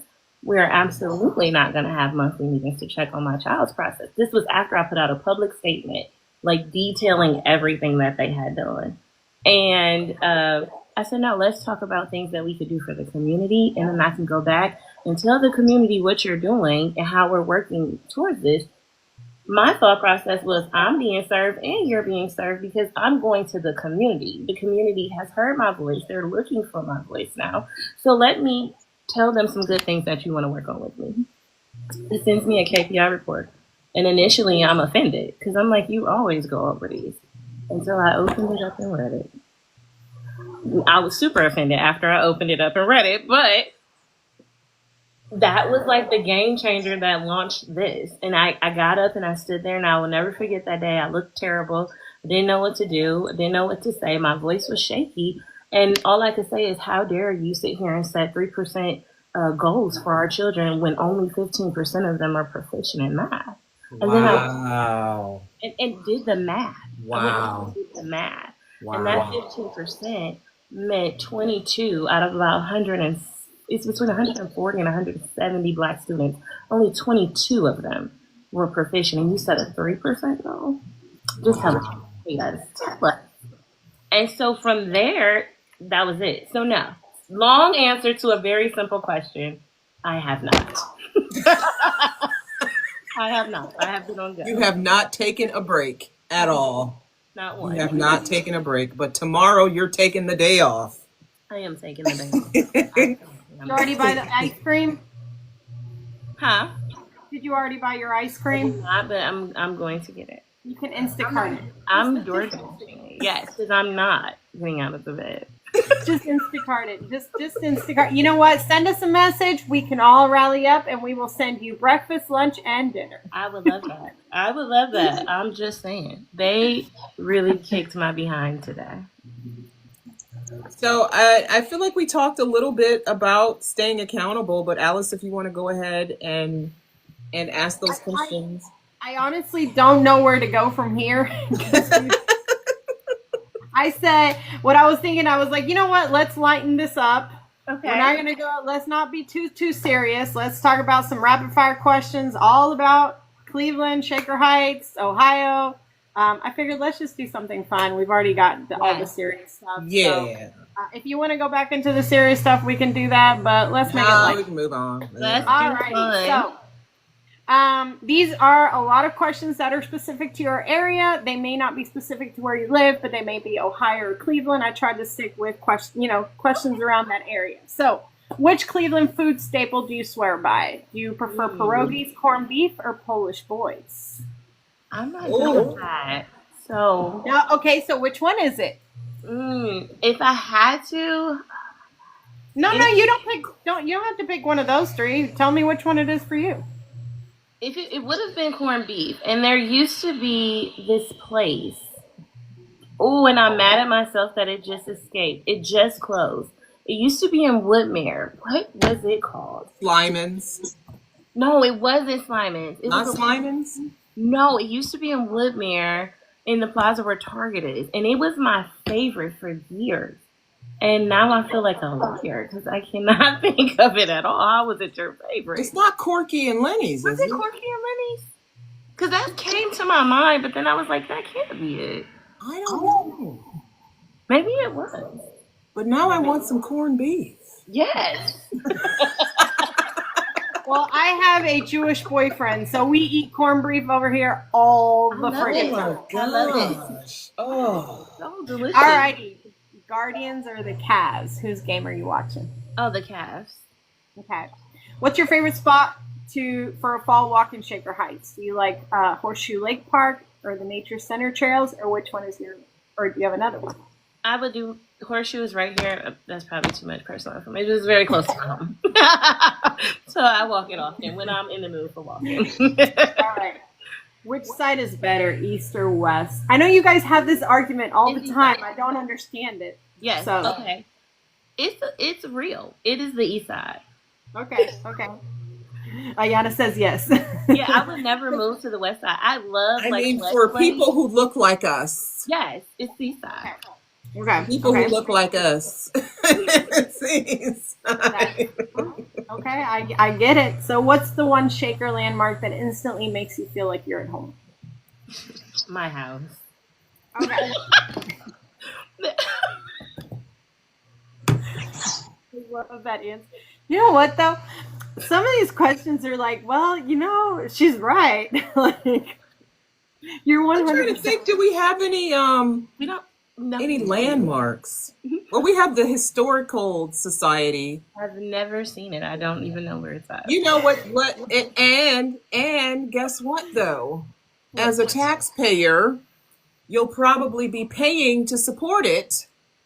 There was a levy on the ballot about saving the Historical Society, which is just somebody's house full of old knickknacks and vintage. That's what I heard today. Someone walked up to me from voting and was like, "It's not even that cool." It's like, not. Tell me about it. It's just, you know, it's one of these big houses in Shaker that just has some stuff in it.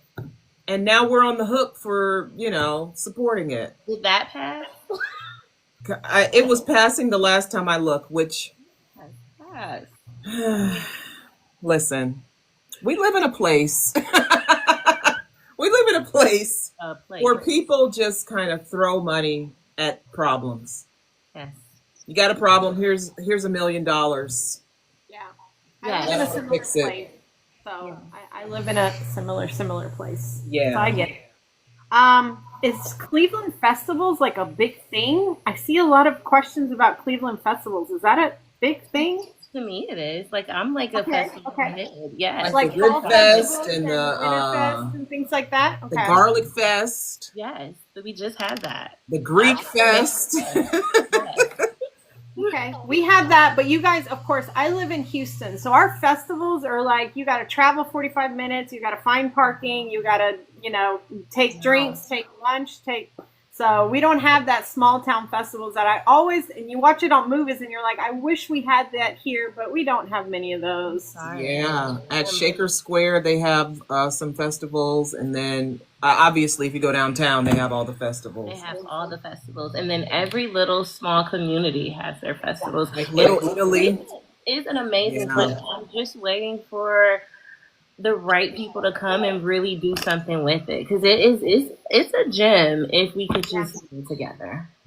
I think Mayor Bibb is going to be reelected, not surprisingly. So, but he's young enough. He's young and progressive, and he's making things happen. Yes. But Cleveland still suffers from what a lot of places around here suffer from, and that's segregation and systemic racism. So if we can, I don't know how we fix that. I don't know.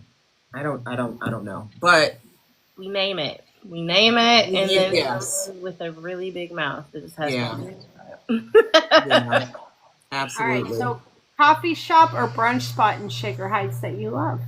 Okay, so you know, a brunch spot in Shaker. So Shaker Heights. Okay, we're gonna open this up to Greater Cleveland. Okay. Yeah, that's Shaker Heights. There's no brunch spot in Shaker Heights. You don't got a little restaurant that opens up in the morning? We do.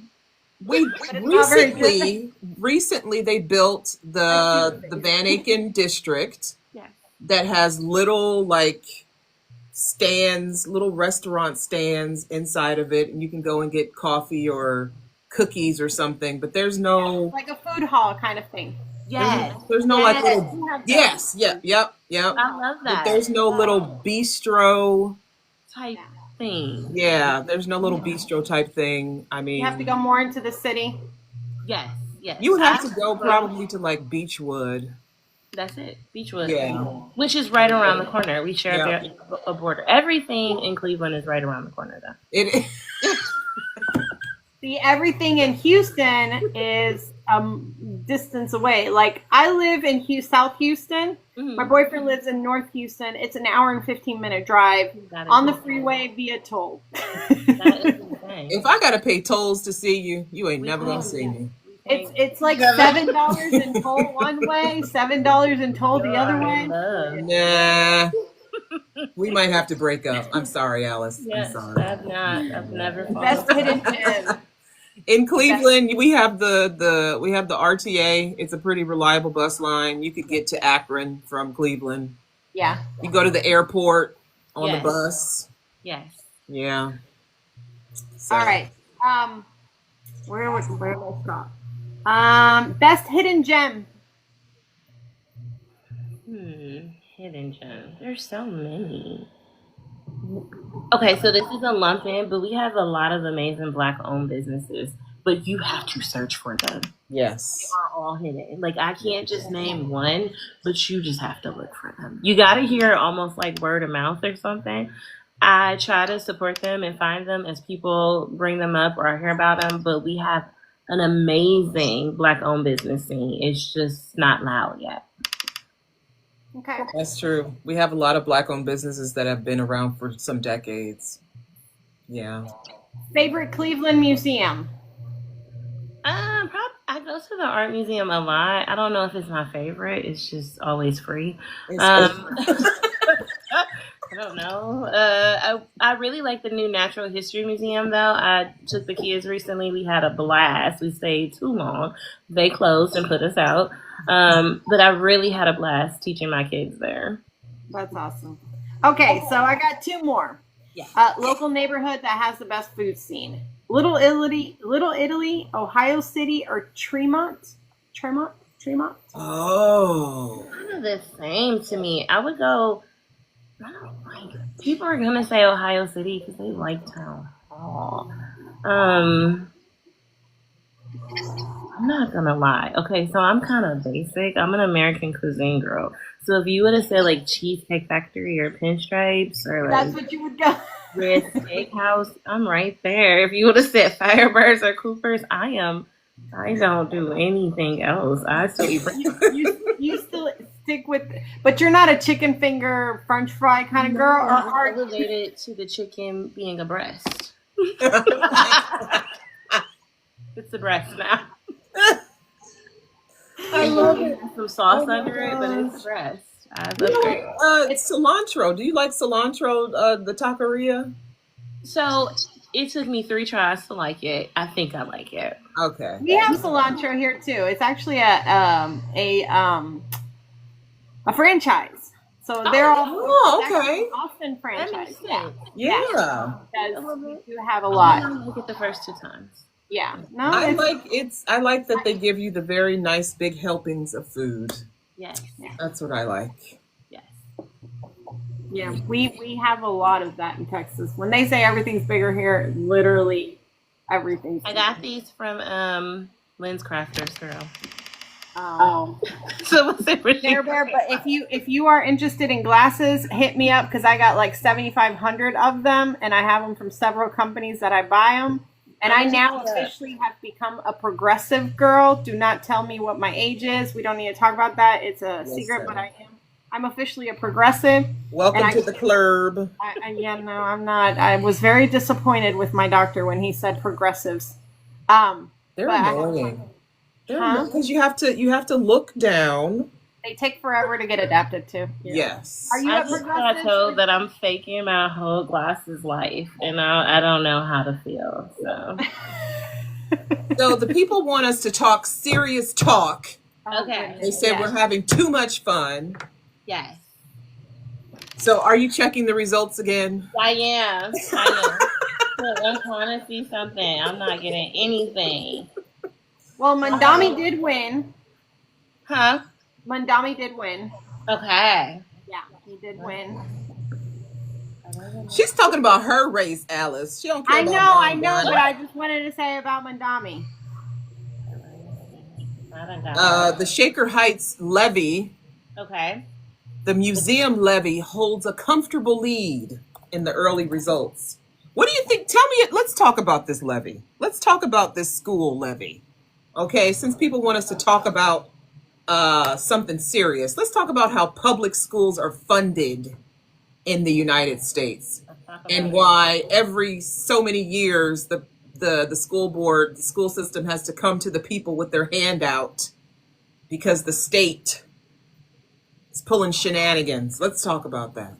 So everybody was like on my neck, like, so because I'm the only person opposed to the levy. For my people, though, on behalf of my people, people were on my neck about some of the bills. I think is it Bill 55? I don't want to tell you a lie. But basically, as their house values rise, the taxes that get taken out, more doesn't go to the school district. So that's the short of it, the easy way that I understood it to be. And so for that reason, that is their sole justification of being able to come and ask more. Like, yes, I know we're evaluating your house more, or the county is evaluating your house more. However, we're just getting the same amount. People were asking me, and it wasn't made clear to me, and perhaps I got pulled in so many different places that I just didn't double check back to really see the validity of that, because when a house changes owners, I would think there would be some change in that, right? I did not do my due diligence, so I can admit that because I have a lot of other things going on. But that was their main complaint, was we can come back and ask you, because even though I know your property has gone up and life is looking great, we're only getting this amount of money from you. And so we're going to come back and ask for some more because it's not enough. In Shaker Heights last year, I think we taken in a roughly $76 million in property taxes had come to our school district. And you have to put that into perspective, because I don't even think we have 30,000 people in our community. So I don't even know how many homes that equates to. I had did the math a long time ago at the beginning, but I've done so much math that I would be lying if I tried to remember how many homes we had. Our wealth per student, according to our state, is about $365,000. That's all students, even though all students don't come from homes with that type of wealth. So we have enough to take care of our children. Because of that, we also don't pull an exceptional amount of federal funds like most school districts do. So they rely heavily on these taxes in order to fund them. That's the way it's been, right? It had been ruled kind of sort of unconstitutional somehow, some way, though. They didn't do anything about it. Like, they did some stuff, and then some people said they were going to do some stuff, and then it just kind of never happened. And so a lot of people were like, well, wasn't that rule unconstitutional some odd years ago? And it was. I looked it up. It was, but for some reason it was just something that it never changed. I did propose that we look into other things, especially what we're having right now with the fair school funding, which affects everybody. I was like, maybe we could look into other things. Like, they're not popular, right? But they're suggestions. We could be sharing costs with other districts. Other districts do that to save money. So we could be sharing services, or we could maybe go into income taxes so that everybody is kind of paying a little bit, because the burden does fall heavily on certain people and kind of exclude others. Right now they're dealing with that in Columbus, and I don't know what that's going to look like, because I also don't know that taking away property tax funding for schools would be healthy either. I feel like we are just a state that just does things, and then we kind of deal with the fallout afterwards. And all my answers are always long, and I apologize for that. No, it's okay. They've made it complicated for no reason. You're right. The Ohio Supreme Court said that the way they were distributing money for schools was unconstitutional, because the wealthier districts would end up getting more money from property taxes than, say, where I grew up in East Cleveland. Yes. You know, if there are not a lot of people living there, there are not enough people paying property taxes. Whatever you get from that city is what you get. Yeah. And there were areas that underfunded. You know, and those happen to be predominantly Black and they love to areas. Throw that out. They love to throw that out. Yes, they love.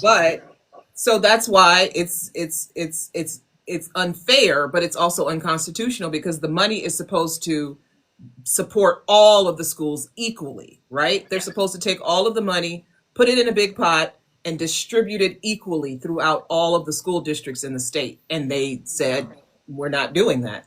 Correct. And they were told more than once, that's how you have to do it. And the Republican Party, the GOP, said, we're not doing it. And they haven't done it. And another thing they've done is that they've given tax abatements to businesses.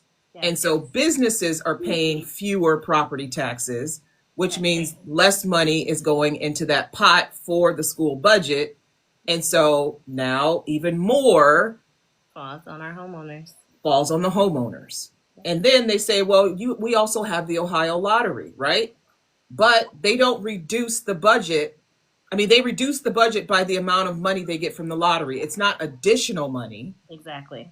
They use that money to make up for what they don't give to the public schools. So if they get $50 million from the lottery, they don't add 50 million. They take away 50 million and replace it with the lottery money. Yes. So we're never getting enough money. Never. Because they don't tax the businesses. No. They don't distribute the money equally. They don't make extra money. And now the federal government is saying, well, we want the states to be in charge of education, but we also want to give you all less money. Yes. And so I understand that communities have to rely on the homeowners, the people in their neighborhoods, but values have gone up recently because the market was doing better and houses were selling and people are selling their houses for $300,000, $400,000, $500,000. They were.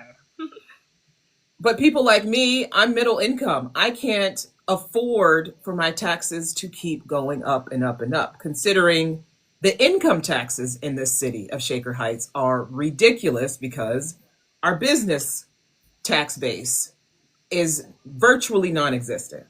We have some Walgreens and a CVS and a gas station. It really is kind of like a one-horse town. If we weren't next to Cleveland, there's a Dollar Tree, there's a grocery store. Grocery store, yep.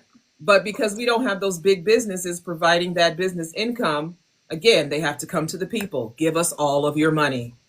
And that's what they do. It's a tax. It's a money pit. If you don't like paying taxes, don't move to Shaker Heights. Yes. And they make it kind of easy for you not to move. Yeah. They have other things in place. They try to keep us away. I'm just saying. Sorry. Doesn't sound like your cup of tea. I mean, but that's even in Cuyahoga County, people know, well, if you go to Shaker Heights, you're going to be paying a lot of taxes. You're going to be paying a lot of taxes. And I think, and that's why it's not a problem for me to say, show me what you're doing with the money and why are you learning? Yes. We are giving you, I think we are paying, $26,000 per student. And I don't even know where it's going. Like, I don't know if it's actually going to the student. I spent so many sleepless days and nights going through every financial document that they have provided to end up in a circle. I was confused by myself some days. I don't know where the money's going. And to say, okay, we understand. Can you show us? Why are these kids so far behind? And I think to pull it back, yes, we touched on other districts are not getting the same amount of money. So they'll say, it's common knowledge. If you look at Maple Heights and Warrensville Heights, predominantly Black school districts. They also, I don't know, I'm not hating if anybody's here from there, but their house values cannot be the same. Like, they cannot be. They're like, well, Maple Heights actually has higher property taxes than Shaker Heights, which is very interesting. If you look at their houses are smaller. They're much smaller, but they're paying more in property taxes. And the children aren't learning. And their children are not learning. And why are people looking at that and going, That's normal. That's what they say. That's normal. Because I've said this, please stop saying because people are perceived to be poor in your eyes or Black, that's normal. It's not normal. Some of the most amazing things that I see on social media, some of the best discoveries, some of the most talented smartest children going to college in kindergarten, don't even know. Like, and I know I'm being funny, but those are Black kids. They're usually not Yes. upper Stop high saying class rich kids. That's not the rich kids that are. Yes, stop saying that. And so when it comes to that, we understand that this is the system, but we're also asking, show us the money. Come on. We just want to know. We just want to know. And they'll say, look at the clubs. If we didn't have the money, then you wouldn't have these clubs and these sports. And I mean, okay, but how well are these teams supported? If you have 5 kids, you're holding on to a team for 5 kids. You know, that's you're having a club and there are only 2 kids in the club. That doesn't make sense. Yes. So I'm gonna need you two to go get breakfast. Yes. Our spot. I'm gonna need y'all two to go get breakfast because y'all sound like my kind of people. Yes. I'm a little far away, so I can't join y'all. Troublemakers. Literally, don't play by the rules, girls. Literally. It's funny because you guys seem to live in a neighborhood very similar to what I live. My neighborhood is primarily, now it's Asian and white. I'm Hispanic, so there's not many of us. I think my son's school has 3,800 people, 3,900 people, and there's less than 50 Hispanics, and they're all Hispanics from wealth, I guess you could say. I live in the poor neighborhood of the school district. I got zoned by the little line. I'm the little line that got zoned out. The street on the other side is for the other school districts. So I got lucky, but it does sound very high property taxes, low interest in students' abilities. I was talking to somebody the other day. My son's school does not have a system of counseling for scholarships. They do not have. My son is in. It's November, and my son has never been. Of course, he's got a mama that has a problem with research, but his friends have not been instructed on how to look for scholarships, on where to look for scholarships, and this is an upper middle class neighborhood. And I was like, what in the world? How are they not? And so of course, you need a scholarship. Don't you have $300,000 to just pay to a college, Alice? Yeah, you're right. But most of these kids, they got inheritance, but they're not going to get that money for a long time. So I don't know what they're doing. And a lot of them might need scholarships because without scholarship or without money, they're not going to get in because they're not that smart. So, they're going to have to be cash pay.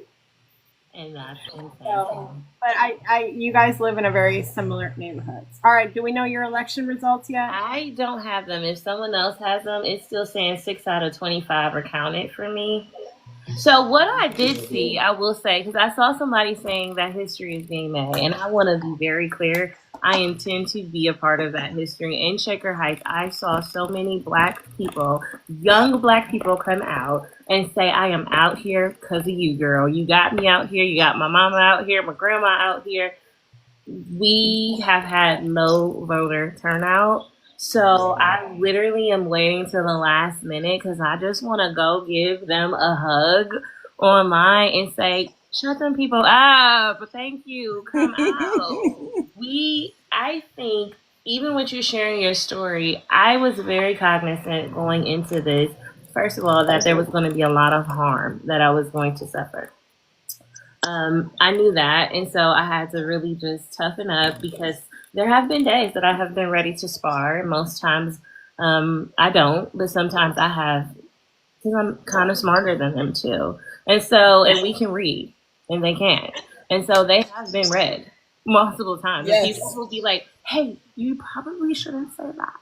And I'm like, you are right, but I'm not going to take it back. But I forgot my point. I think for me, this is the impact that I can make today, right? People have asked me, first of all, with no understanding of anything legal, why $5 million? Well, first of all, because it needs to be talked about. And so that number obviously shook y'all. So it's going to shake a lot of people. But I want everybody to see this. I want your community to see it. I want all communities to see it. I want people to get up and say the things. Stop letting these people bully us. Stop letting them hold our babies back. Stop letting them have control over our money. Like, just demand what you need. I didn't say it because I've been compared to Angela Davis. I've been compared to, I was like, okay, I can't go post in the clothes because they already think I'm trying to hurt them, which is crazy. But literally, you can never win a game playing by the rules that they set. And that was it. And that is always going to be it. I had no intention, honestly. Like, there is a chance that I might win. Small. It looks horrible on here, actually. But there is a chance because I saw some things. Okay? I did not. They outraised me. I probably raised $300. I did not ask people for their votes. I did not get up. Now I know I'm going to sound lazy, but I didn't knock on one person, though. I didn't send out one mailer. I sat in my house and I said what I had to say. And then I went to the grocery store where everybody could see me. And if you wanted to say something to me, you had every chance. And that was my campaigning. I sat at the forums. I went to the things that I was invited to. I was not invited to most things. But I went to the three things I was invited to. And I showed up where I was asked. This is the catalyst for change for everywhere. We have an insane thing going on. I don't even know what's happening in Washington, D.C. today. I don't know what's happening in anybody's government, but in this little place, we are going to shake the table. And then I want everybody else to get up and shake the table. Because somewhere along the line, we forgot that it was we the people. That's right. That's right. That is absolutely right. People. And so that is my biggest thing. I am laid down. They did their thing. That's all I have. I am proud. I am proud for every person who came to me and said, I went through that, so thank you for saying it. Even if you weren't brave enough to say it to the person, I am so proud of the people who were brave enough to get in the group chat and just tell them to shut up. Thank you. Thank you. Because that is, I'm telling you, it is unprecedented. Unprecedented. You should have seen. I said no to the levy, and people were coming out like, let me tell you why I'm voting for the. Oh, the number of times we were told that we were against the kids because we didn't want to vote for the levy. I am out here, y'all. I make $22.50 as a teacher. I hate them. I have 2 kids who have been in the district. I'm not against kids. I'm very pro-kid. They're still in the district. I haven't even pulled them out. You hate them. And I'm like, what are you doing? No, we just want to make sure the money is getting to them. That's the one question we've asked all of the candidates who come up here. How do you ensure that the money you appropriate for these programs are going to get to their intended target? Or are they going to go through all of this bureaucracy and then people end up getting $5 from the millions of dollars that you said that they should get? They've been getting $2. I am the only person who stood up and said, put it on paper, put it on the computer, let us see, show us your budget. I have sent in countless, okay, it wasn't countless, it was 4, but I've sent in 4 requests. 4 requests. I need I need to see my items. What are you doing? It was shared with me by a member of the board at one of my listening sessions. They didn't have departmental budgets. I'm not the crazy person in this. I'm not the problem. Wow. They have been free spending. So when I say, show me something, I am well within my rights. Y'all don't even know what y'all spending. Can you show it to me? Can you show it to me? I don't even know that they can. And they definitely don't want to because they have not. I have made the list smaller and smaller. We do these buckets and these generic things. We have got to start taking responsibility for our children. They don't care. They don't care. And this is not exclusive to Black people, because what I learned is, especially what made me go so hard, I don't have any students on the NIAP, any. But I met so many parents who do, all colors, all financial backgrounds. What I found out is if you cannot afford a lawyer, you're messed up. they're not going to do what they got to do for your kid. We got to take back our power. Because I know my kids, and come on, y'all, we got to help them because they're going to be trying to save somebody's life. One of my daughters says she want to be an attorney too. And then the other one says she want to be in the government. I'm so proud. They are so proud watching their mama. They are in the front row when I am at the board meeting causing problems. But they need to be able to read and write. The place where I'm teaching now, some of my children are severely behind. I looked at diagnostics. I'm an 8th grade math teacher. Some of them have a 1st grade math. Oh my God. 1st, 5th, 3rd, 4th. I have maybe 1 or 2 that are like close in 7th, but all of them are a few years behind. Yeah. And we have to get in there and know what's going on. Because I'm even struggling with that with me right now, being an educator, because am I serving them? Because I'm trying to keep them grade level and I'm pushing through, but now I'm following a curriculum that says go from lesson to lesson every day, and I didn't check to see if it's stuck. Yeah. There's Well, no if they come to you broken, there's only so much yes. you can do to put them back together. I mean, that's and we are. I am enjoying talking to you so much. We're getting cues in the chat that telling us we're out of time. We're running out of time. Sorry. We know we're running out of time. Goodness. We don't have an update.